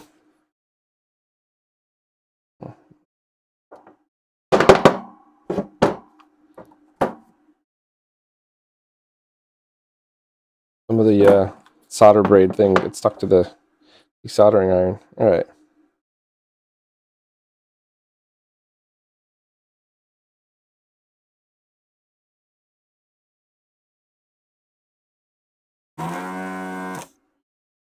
I don't know if I did that one right. Find out in a second.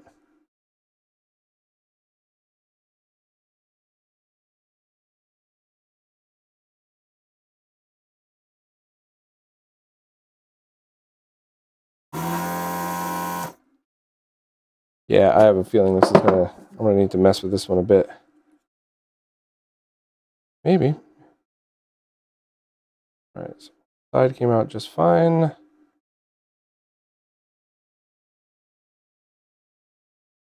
Let me grab my knife.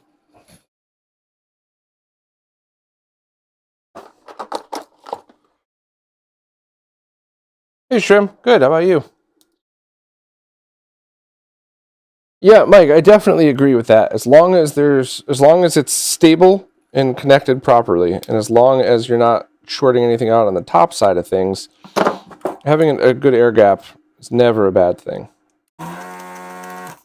There we go. The old knife trick worked perfect.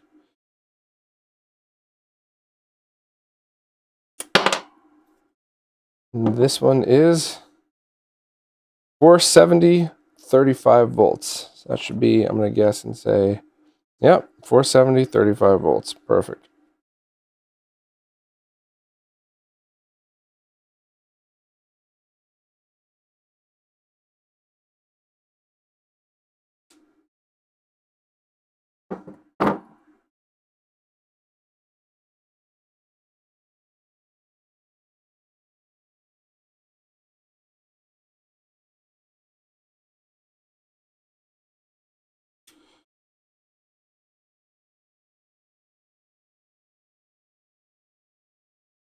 All right, there's not much slack, so I'm going to use my my other trick here.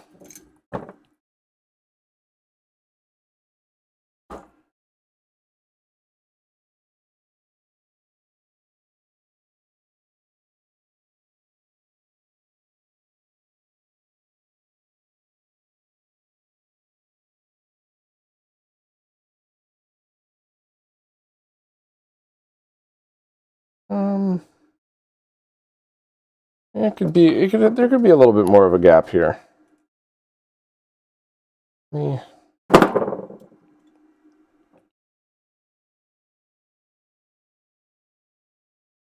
Yeah, I like that.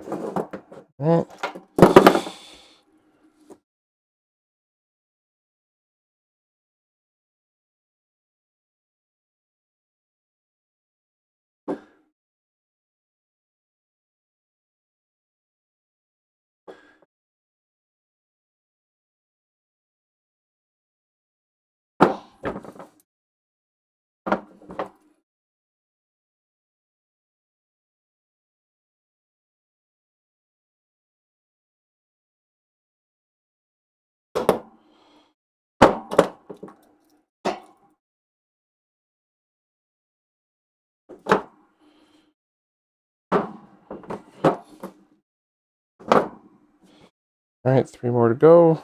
Let me do one more, and I'll check the chat. No, this is another one that I'm just gonna pre-bend these a little bit.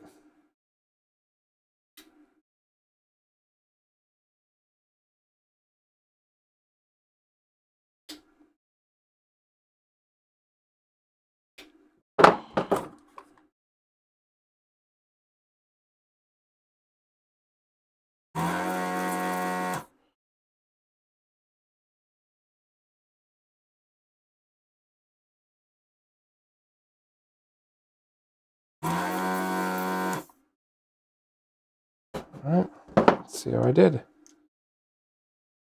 Oriented facing the other one, and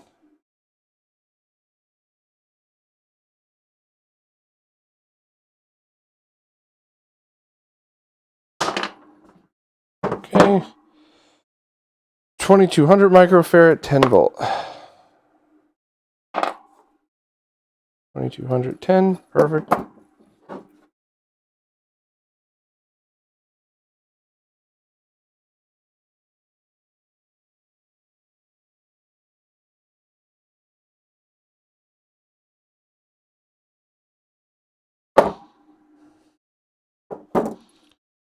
If I can get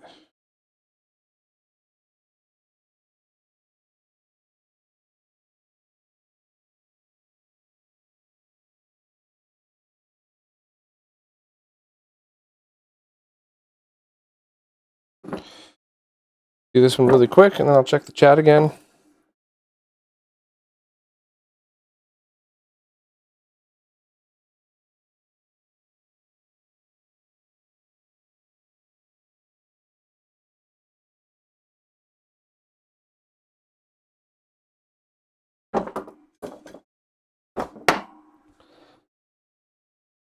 It's funny, after not doing a cap replacement for so long, I'm like 5 caps in, and I'm already getting much faster, getting everything back to the flow, what I'm used to. All right, let me check the chat.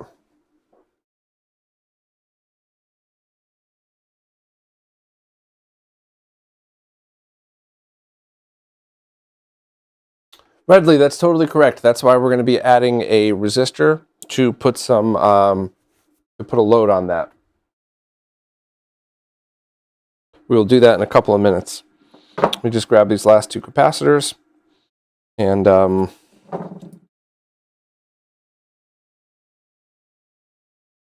also want to reference my other video and double check which pins that resistor is going to go under. Which is kind of funny how many times I've referenced my own videos over the years, but, you know, whatever.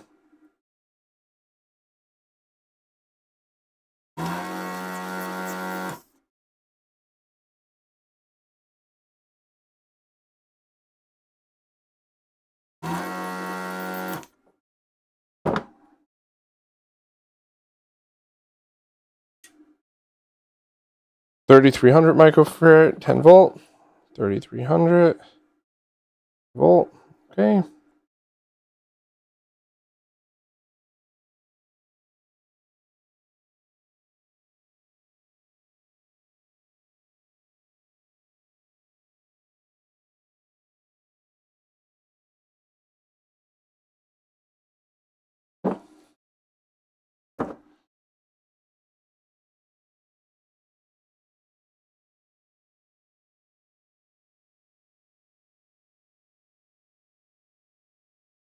Those last two big capacitors, the leg bend, work perfect, holding it in place.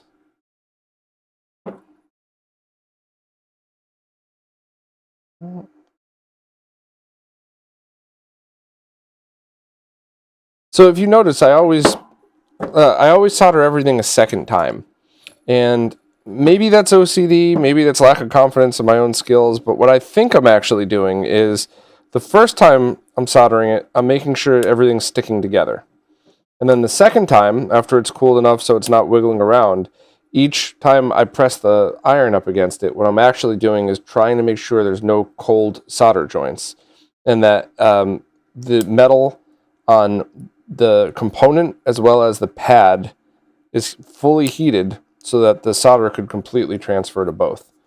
So maybe it's just OCD or something. I don't know. I'm fine with that if it is, but I do prefer doing it that way just in case. There's obviously heat issues when you're doing it that way. You got to make sure you don't let it sit on too long, but I think overall I've had better luck with that.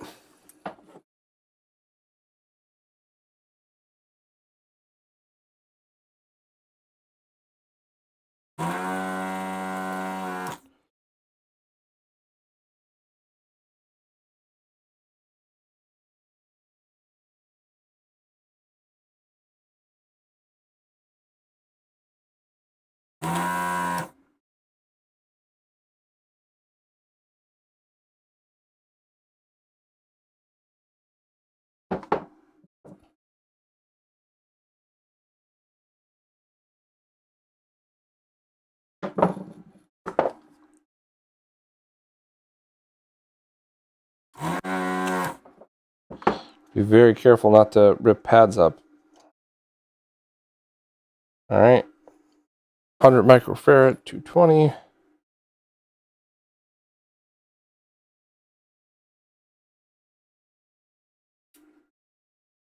Funny, I just realized there's another cap because there's a capacitor on the other board. So I might as well just do that. I'm gonna add another minute to this, but whatever. Would be very cool if we could figure out how to do that giveaway in this stream, though, especially for anybody that was willing to sit here and hang out while I did this.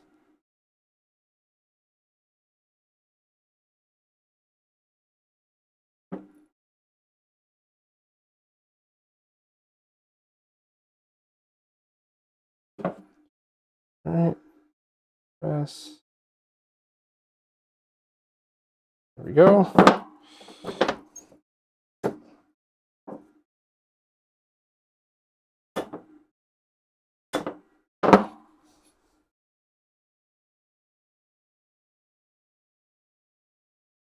Yeah, audio board Game Gear caps. Weird. Hey, thanks for stopping by, NDP.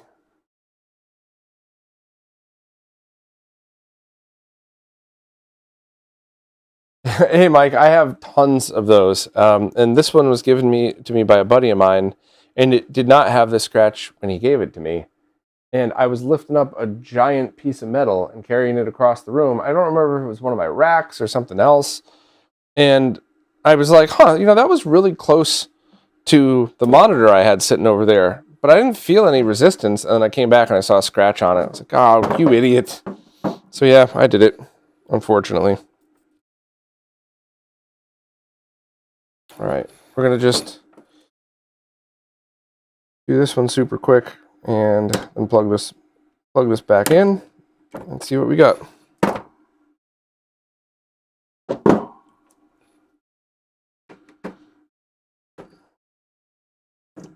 I always like to do the final top-down,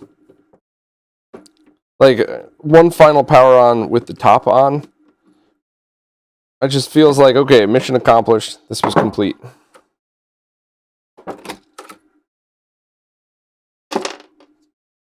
So this is 47 microfarad 10 volt. This is 4735 volt, which is fine because you could always go over the voltage, just never under the voltage.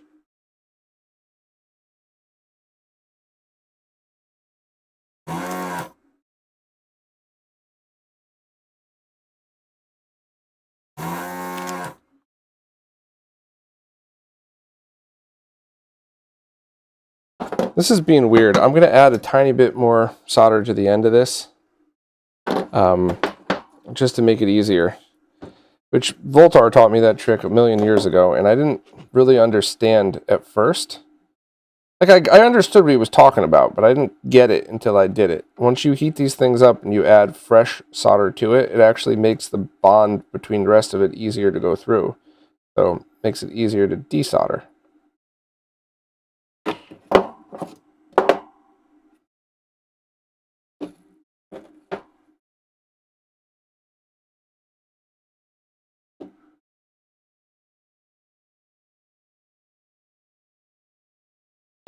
There we go. That should be easier now.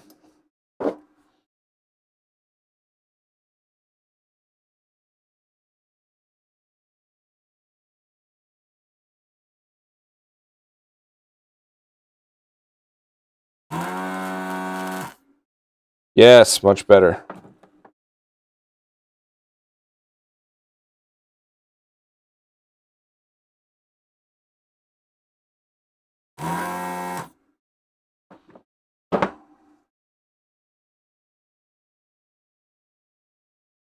All right, we're going to have to do this one kind of a ghetto way that I always use as a very last resort. Let me get this very hot desoldering iron sort of out of the way.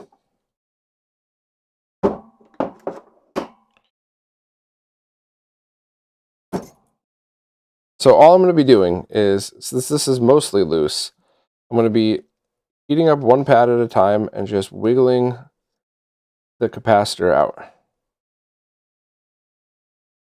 When I say wiggling, I mean wiggle gently. I am not yanking, because that's how you could rip solder pads out.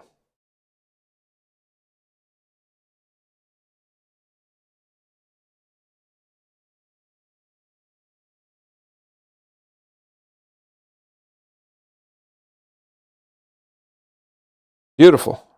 That worked perfect.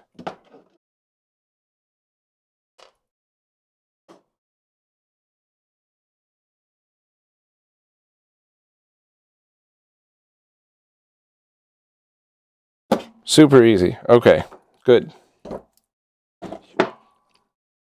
When you do that, though, just make absolutely sure you're not pulling. You're just gently wiggling.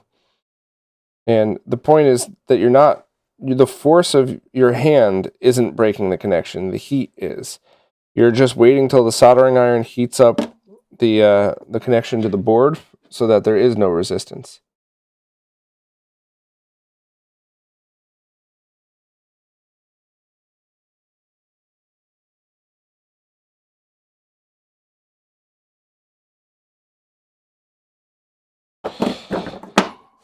All right.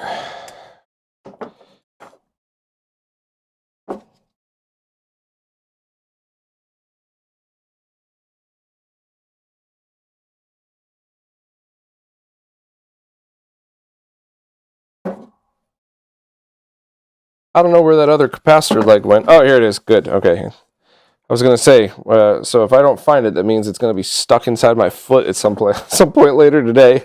I'm sure we've all been there. I'll definitely go back and redo this board at another point, though, for the battery and for the self-healing resistor, or self-healing fuse for the controller line.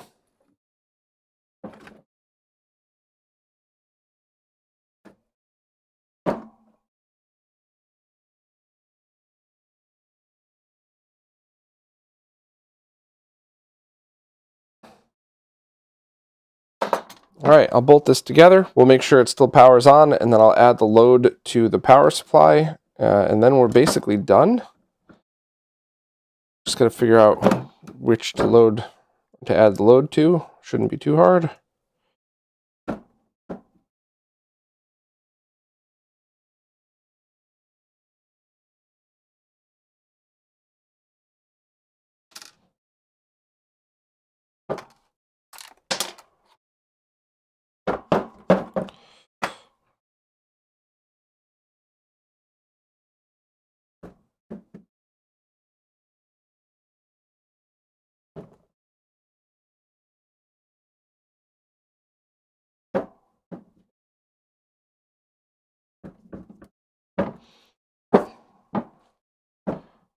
Power cable.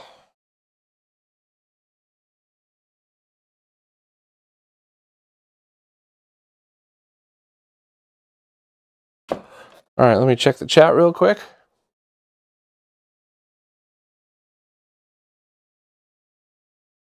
Hey, James. Yeah, that's a beautiful shell. I saw that one too.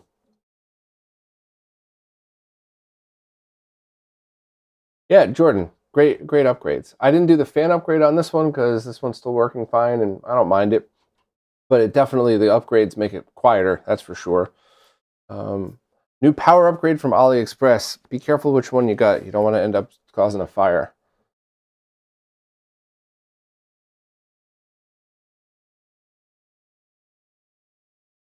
Yeah, I do like that blue controller too. Yeah, Mike, I have an entire bag of resistors with most of the legs cut off for this exact reason. So yeah. Hey, Monkey Man, just messing around with some Dreamcast stuff. All right. So bolt together the power switch, plug in the power supply, and see if it works. And if it does, I'm going to add the resistor load to the power supply.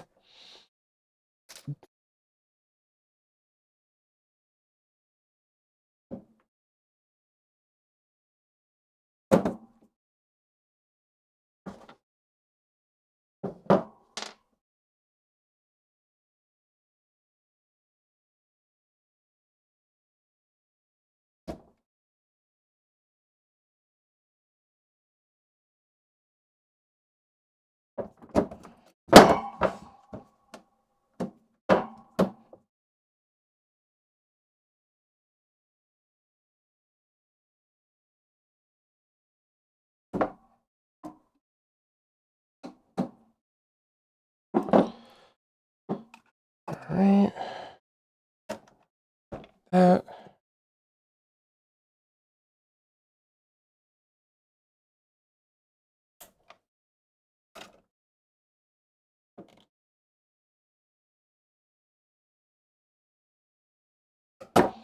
Okay, so moment of truth.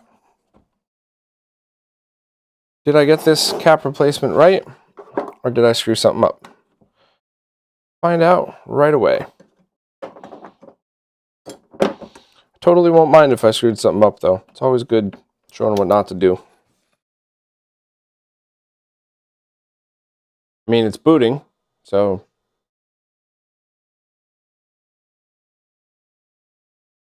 And... Alright, so I didn't screw it up that bad. So I'm going to unplug the power, hit the power switch to just discharge all of the new caps that are in there. And now I'm going to look up my own video to see where the thing goes. I'm not going to lie to y'all. I can't remember absolutely all of it.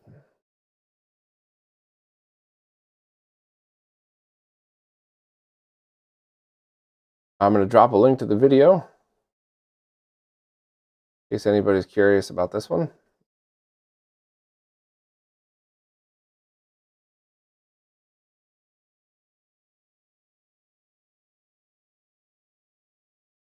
Yeah, that plastic isolation thing, that's definitely a necessity. Dead battery.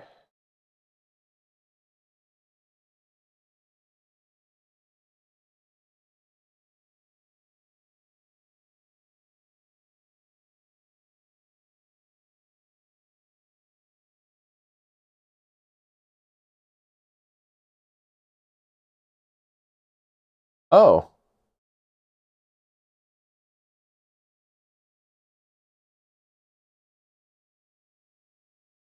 interesting. Okay. Well, that video,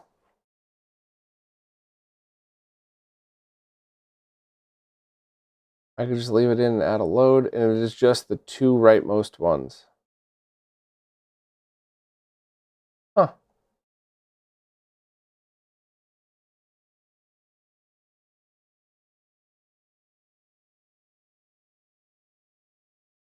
Okay.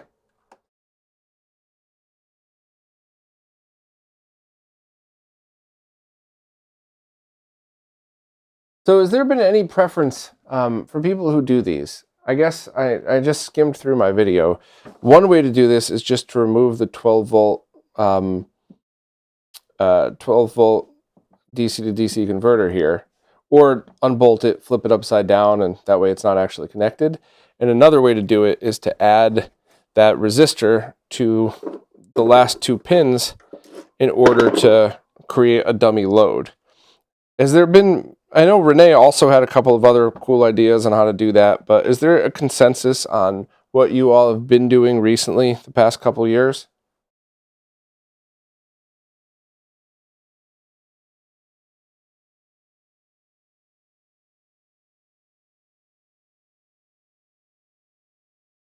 We'll see. I'll put the load in, the dummy load in now just because, but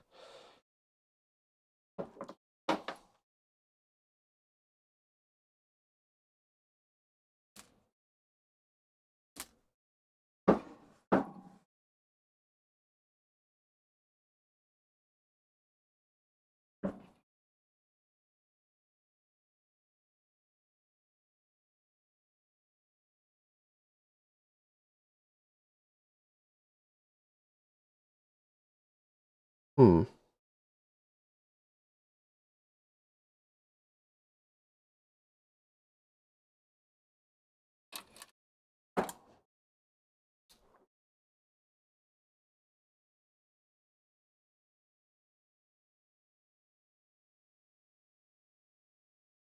You guys just all yank the regulator? It could affect other things in the future, but I don't think anything I would use. But simply because I think I said the same thing in my video, I want to do see if I could get the resistor to go in as easily as I did in the video, just to see for myself.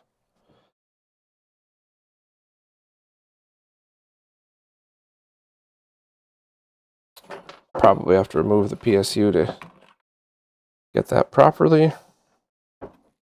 So the 12 volt would be for certain accessories that require it, and I don't think SCART voltage is done from that line, but I could be wrong. Let me see here.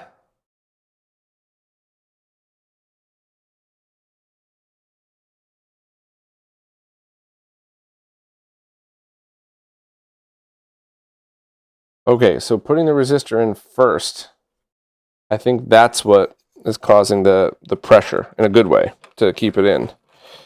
So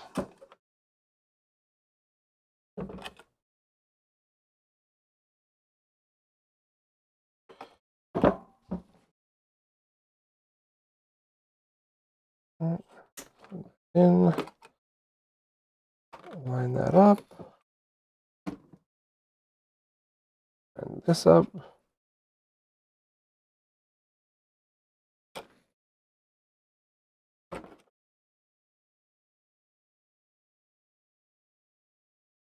Okay, that seems to be working.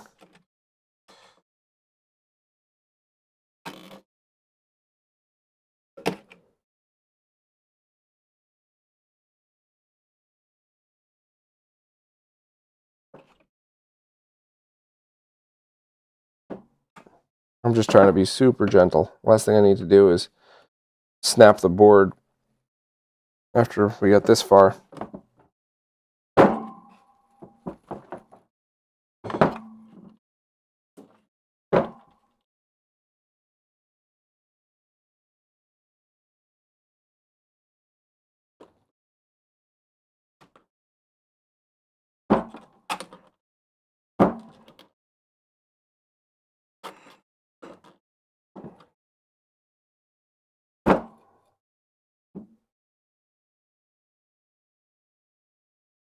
Yeah, that resistor is in there.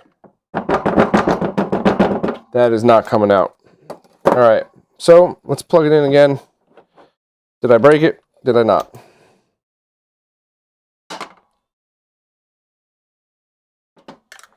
Oh, everything seems totally fine.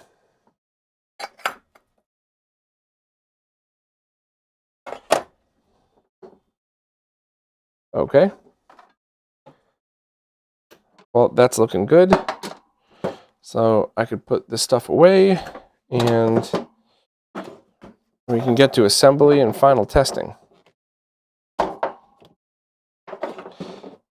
And I could show the cases again too for anybody that's interested in how these particular ones look.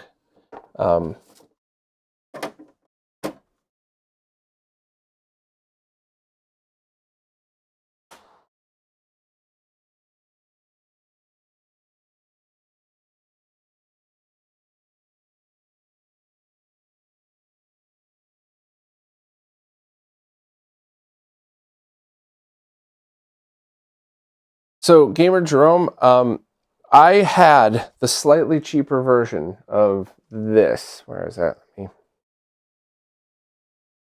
So that solder sucker right there, if I can get it in focus. I had the cheaper version of that. That's just a ZD915. I don't even know. It may or may not be a clone. I wouldn't even know what the original is. Probably a Heiko product or something. But I had the slightly cheaper version. And I'm practicing desoldering. And I'm trying to get it right. And I'm being so patient. And I'm following all of my friends' tips. And I'm ruining motherboard after motherboard. And I couldn't figure out what was going on. So finally, I just said, forget it. Let me buy that one. So I'm probably wasting my money. I probably don't need to. Let me just do it. I bought that one, and the first time I used it, I was doing desoldering just like my friends. It was like you saw today, but going from ruining motherboards to what you saw today. It was just one of those things where it was like, holy crap, the money I wasted on broken motherboards alone was cheaper than, or it would have been cheaper than breaking those motherboards. But if you also consider your time in that, like I lost so much time just screwing around with low quality stuff. So if you think you would actually use it a couple of times a year, buy it. It's like 120 bucks or something like that. If you think you're going to use it once and never again, pay a pro modder to do it and just save your money and save your hassle. But a couple of times a year for a tool. I mean, think of the average middle-aged person that has a big old toolkit. They don't use those tools daily, but they do use them. So even lawn stuff, So you don't have to use my affiliate link. You could just go anywhere and buy them. If you want to, you could just go to the tools page on RetroRGB. But I'm not pushing a sale. I'm just trying to save you from pulling your hair out the way I did all those times. Okay.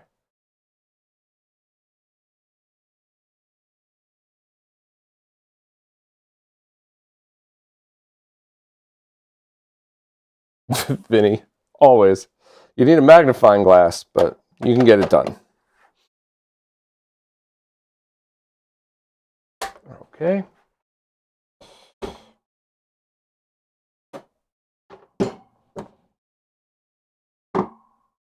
All right. Oh, got it. Never mind. I said, I have 2 extra screws here, but they're for the power supply. Not a big deal.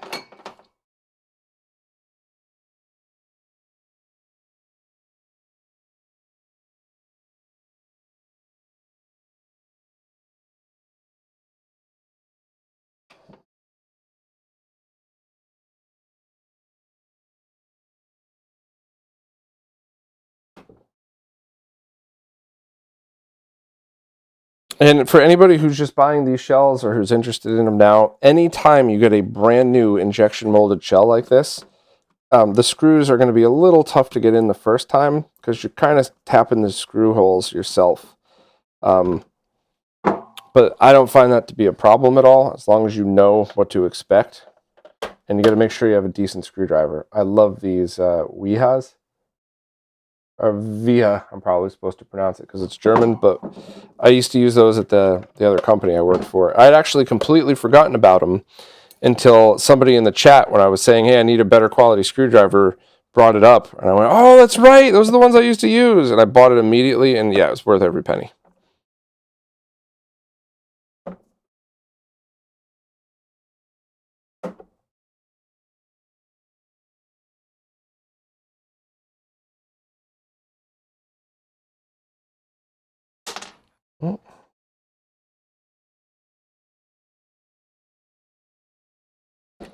The color changing paint's freaking me out every time I look at it. Sometimes it's very blue, sometimes it's very purple.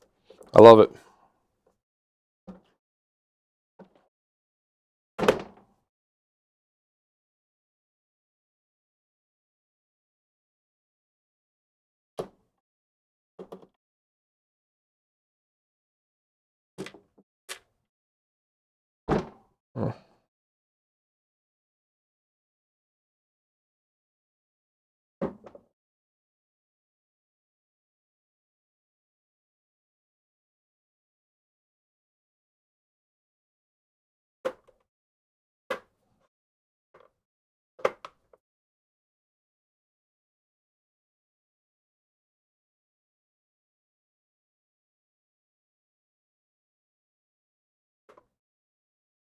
This is also why I don't use electric screwdrivers on new cases like this, unless I just want to get the screw halfway in, because you want to make sure you do it properly. Oh yeah, that's the other thing, is which one of these emblems should I be using?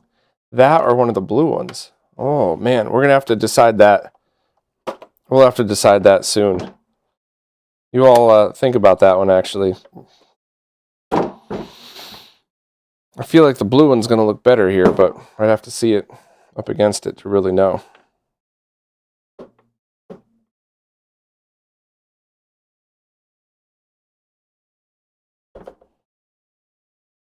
Okay, plug this in. All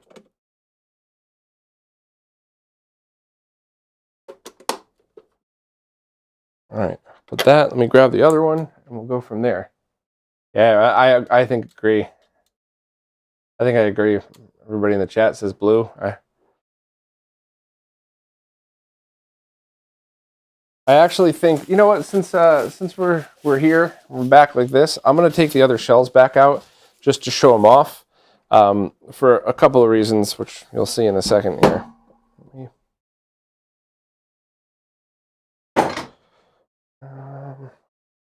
So here's the gray one, grayish, bluish. I don't know. I'm gonna use this for a giveaway at some point. I wish I could do it right now, but that was originally like a transparent one, and then it was sprayed this color, and you can't see the inside of them anyway, and it looks really nice. So I got nothing but positive things to say. And then let me grab this one out. Who's going to our expert in semen analysis, Jimmy Hoppa.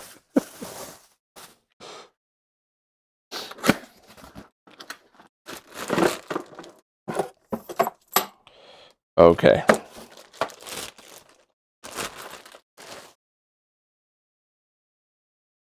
That one still really cracks me up. So I'm not great with colors, but I think having...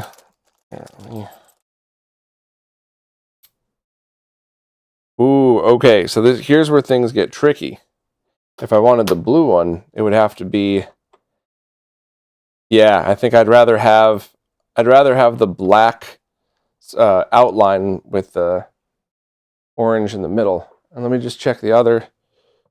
The other choice is silver.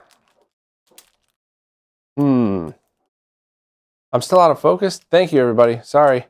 Let me put these down, and then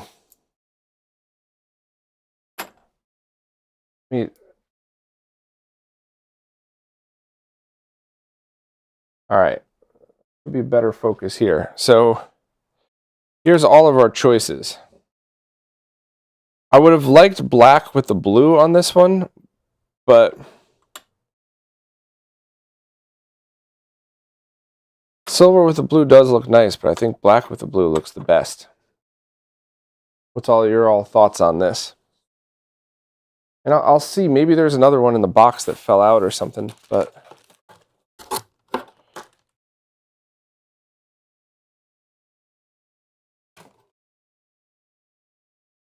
no, I think that's it. Those are the choices.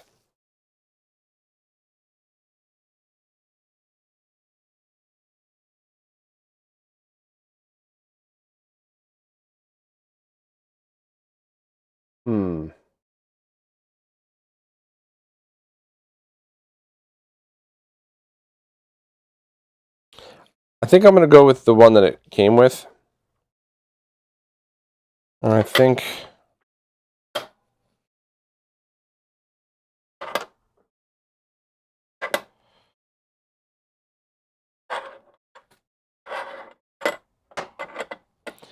yeah, I think that would probably be the right one.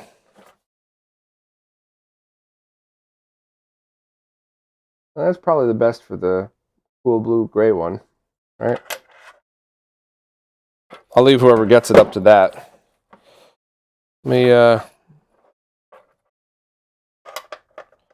I would assume... sure it doesn't fall out. I would assume that one's the best for the Seaman one. However, that one certainly doesn't look bad.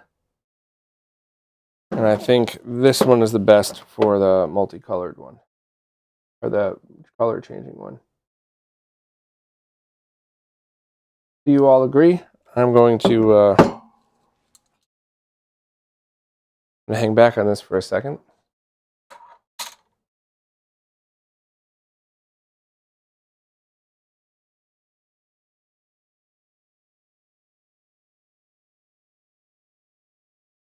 Oh, I love the red console. The Seaman console? Are you kidding? I'd have kept this one myself if it wasn't going to our resident Seaman expert.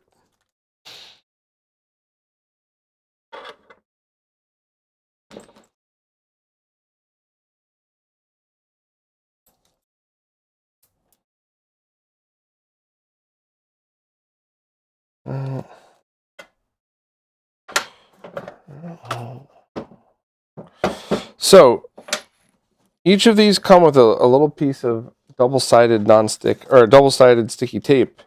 However, I'm missing a piece. So for mine, do I just 2 drops of super glue, you think?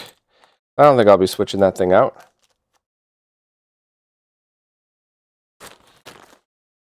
How bad of an idea you think that would be? Excuse me. Yeah, I love that one. That one's just funny as hell.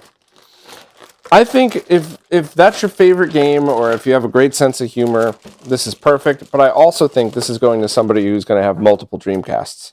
So if this is the one that Jimmy just uses as B-roll in his videos to make everybody laugh, awesome, total win. Or if he just decides he wants to be a Seaman-focused Dreamcaster, then that's how he'll roll.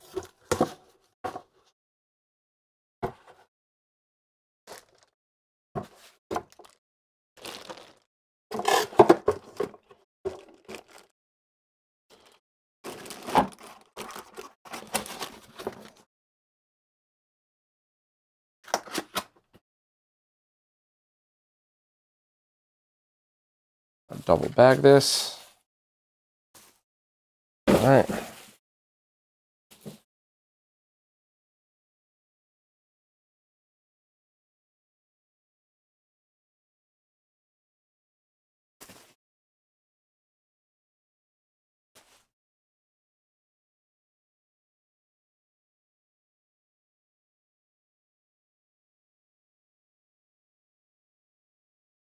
Let me check the chat. Anybody's thoughts on gluing it?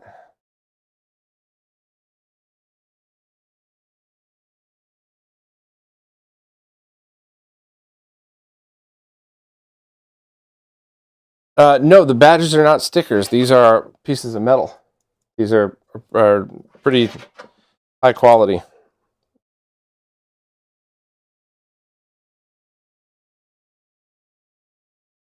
So you're correct in that super glue melts plastic, but please remember that my idea was a drop, not a lot. So it still could melt it, and it still could have the negative effects that you might be right about. But I just wanted to make it clear that I'm not gooping it in.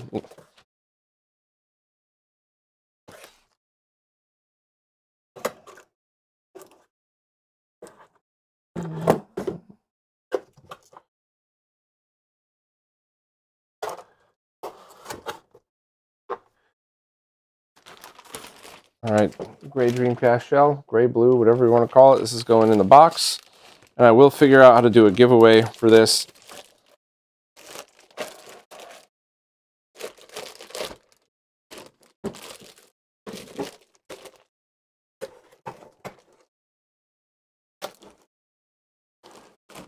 Okay.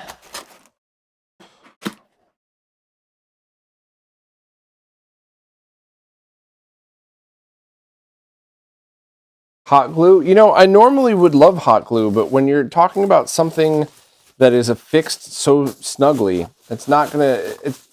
It would just be too goopy.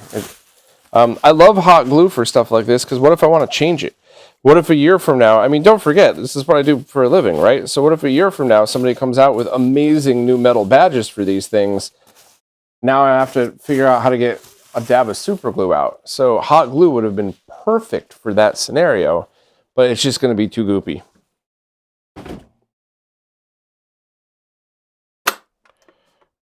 All right, I think I'm going to do it. I think I'm going to do one tiny little dot of hot glue and go from there. Or not hot glue, super glue, yeah.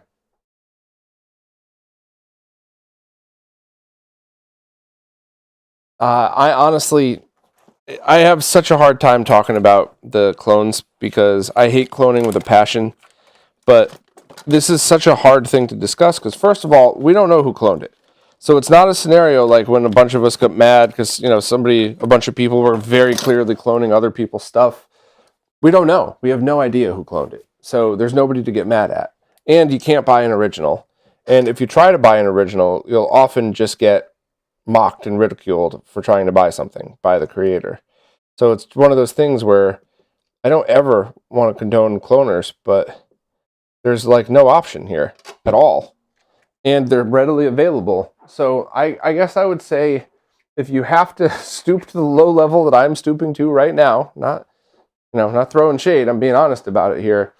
I would say anybody that's not a Bitfunks seller, not Bitfunks or any of theirs, if possible. That's it. Because you just don't want to keep sending that company money, which they're going to use to steal more things from more of us.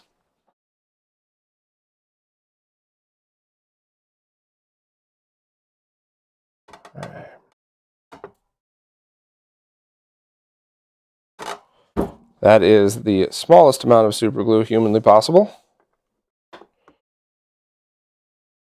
Cool.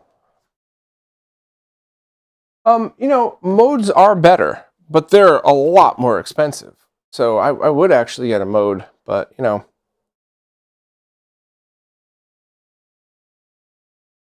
all right, I'm gonna wash my hands so that I could use a cloth to make sure I polish this up. If you're just joining the stream, I'm not peeing. I'm just going to wash my hands. It has not happened yet. I'm sure it will happen at some time between now and never that I just forget the mic is still on and go to pee, but this is washing my hands.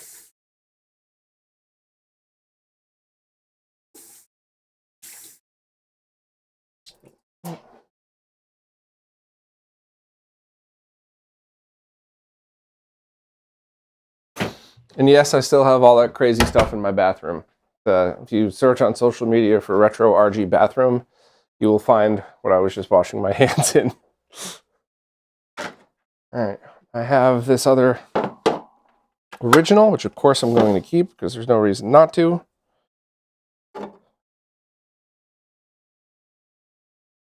Actually, you know what? I wonder, can I keep this all together right here like this? Or is it not going to work? Because no, that's not going to work. I could wrap that in bubble wrap and tape these inside, though. I think I'm going to do that because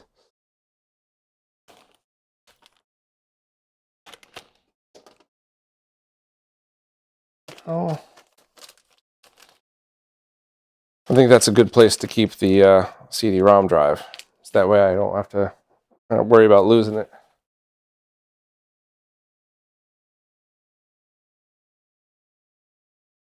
What's the better flash card to get for the Genesis? I know that the Mega SD can do a couple of things that the Mega EverDrive Pro can't, but I just love the Mega EverDrive Pro.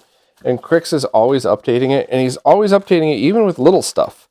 Like, he doesn't just have to wait for some huge feature. Like, you know, he figured out how to calibrate real-time clocks. So not many of us need that, but for the people that do, sweet. Now you have this, you know, cool new option. So I love how he's just constantly updating them.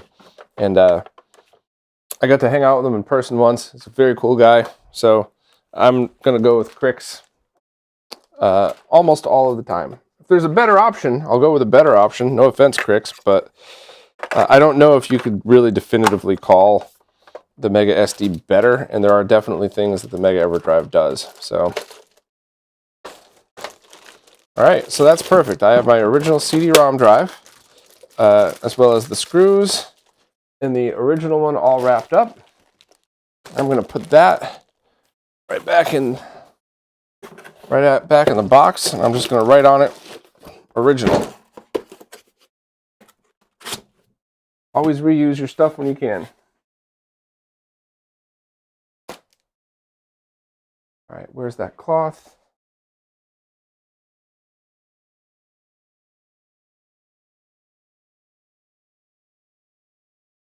Alexander, HDMI mods for Saturns would be really, really, really hard. And hard in every way that you could imagine. Hard to design, hard to install. There's really just a lot of things that can go wrong. Is that a scuff that I made, or was that glue that came out? Oh, no, I think that was just there. Okay, that would have made me sad if I spent all that effort trying to put the minimal amount of glue and spilled some on the paint, but nope, we're good. All right, so this color changing Dreamcast looking excellent. Let me get it. Try to get it a little bit.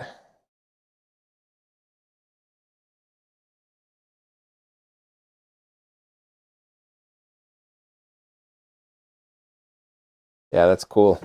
And we'll fire it up one more time, and we'll start to close down the stream in a second. Any questions any of you have, I will try my best to answer them. Let me know what we got. Let me try to get this in focus. All right.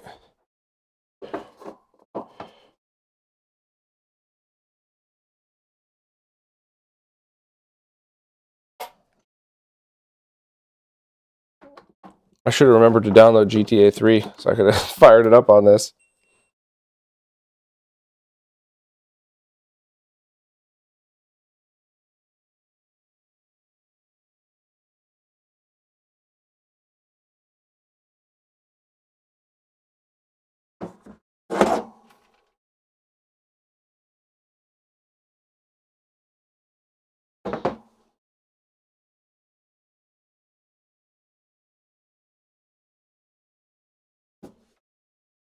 Somebody had suggested grid 3.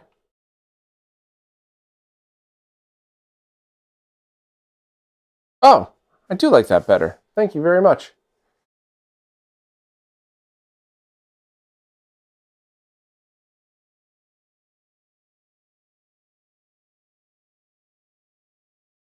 Daytona with the arcade soundtrack. Nice. I don't have sound hooked up to this, but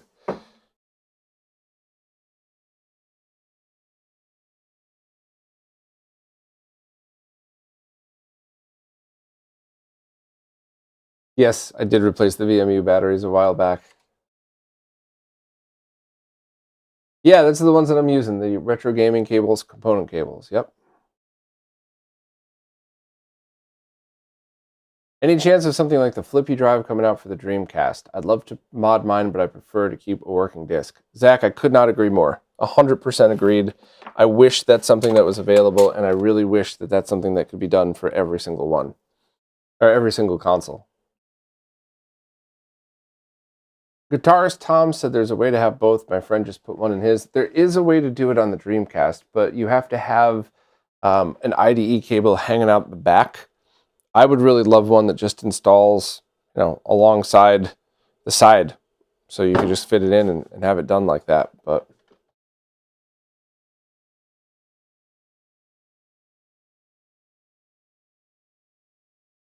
don't know. All right, this is looking great.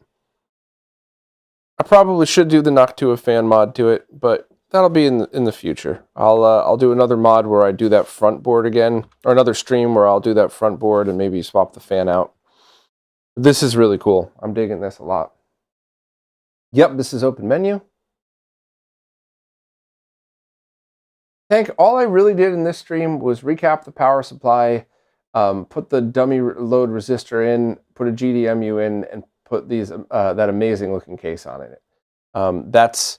That was really the focus of the stream, was just getting this thing cleaned up. And I gotta always be honest with you, this is the type of thing that I normally would have just done on my own. It's just so much fun, more fun hanging out with you all when I do it. So sorry for another selfish stream, but you all are just very cool, and I'd much rather do this stuff on stream than by myself, because it's just fun.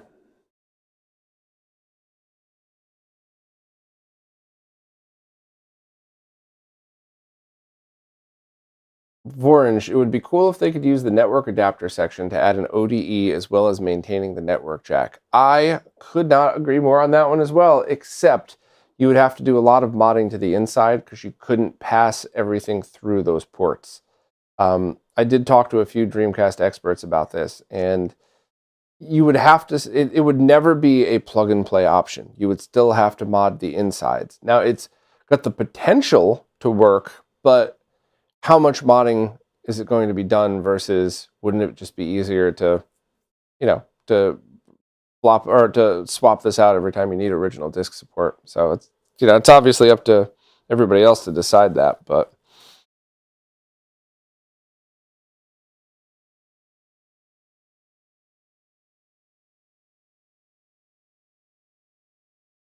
Chaos Emperor read online that the fan mod didn't provide the same level of cooling. Is this true? Depends what fan. You have to use probes to do a thermal testing before and after to really see the difference.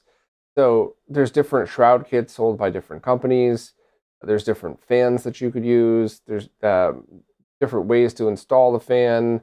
Also, some of the fans, you could cut the wire and resolder them. Other, you use adapters, so there's extra wadding inside. There's a lot to go with it. He is fascinating. I spent an insane amount of time in my old job doing thermal testing for our sealed, fanless medical grade computers. And it's, every time you think you've got an idea, you realize you've just gone down another rabbit hole of how much you don't know. Yeah. Slide that up a little bit so you all can have a better view. I'll take a couple more questions and then I'll just close this one up.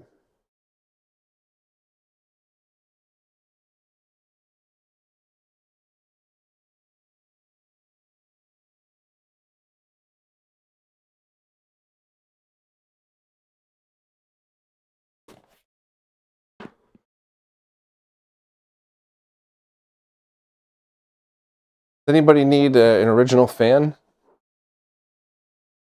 Chaos, I think if you get the one from Laser Bear, you should be good to go.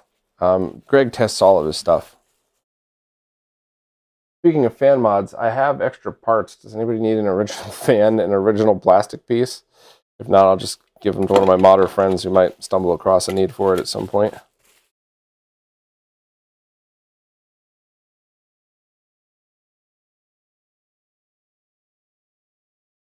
Well, Alexander, it wouldn't be the Dreamcast, it would be the case. I'm not giving away the whole Dreamcast, and I hadn't figured out a way to do it yet. So I'm going to have to do the giveaway at a different time. Sorry about that. Vinny wants to know if they could use a Crix RGB blaster on their US top loader if they use the proper Famicom adapter. I believe so. Don't forget though, when you put pressure on those cartridge pins, too much pressure could cause resets and stuff like that. So it should work. Have I had a chance to check out the N64 Kickstarter shell? I don't think so, but I had a couple friends that did, and they also bought the knockoffs, and the Trog Tech version they said was definitely better. So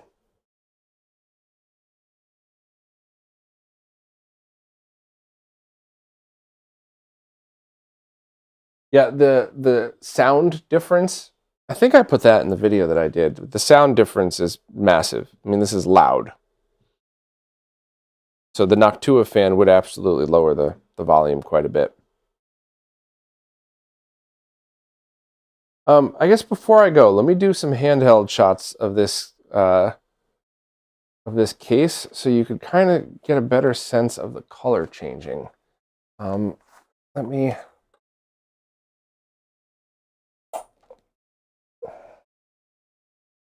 All right, crank up the ISO so the game itself isn't going to be as visible. So excuse the shaky cam, everybody. Anybody with epilepsy, I apologize. I have it on autofocus. Here we go.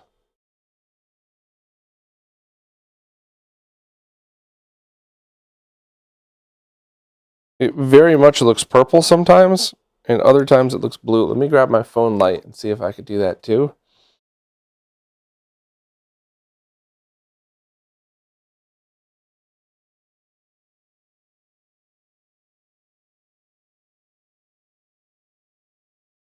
Yeah, that's pretty cool. Oop.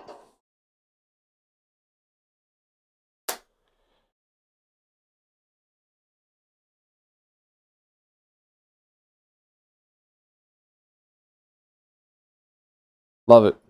All right, check the chat one last time here.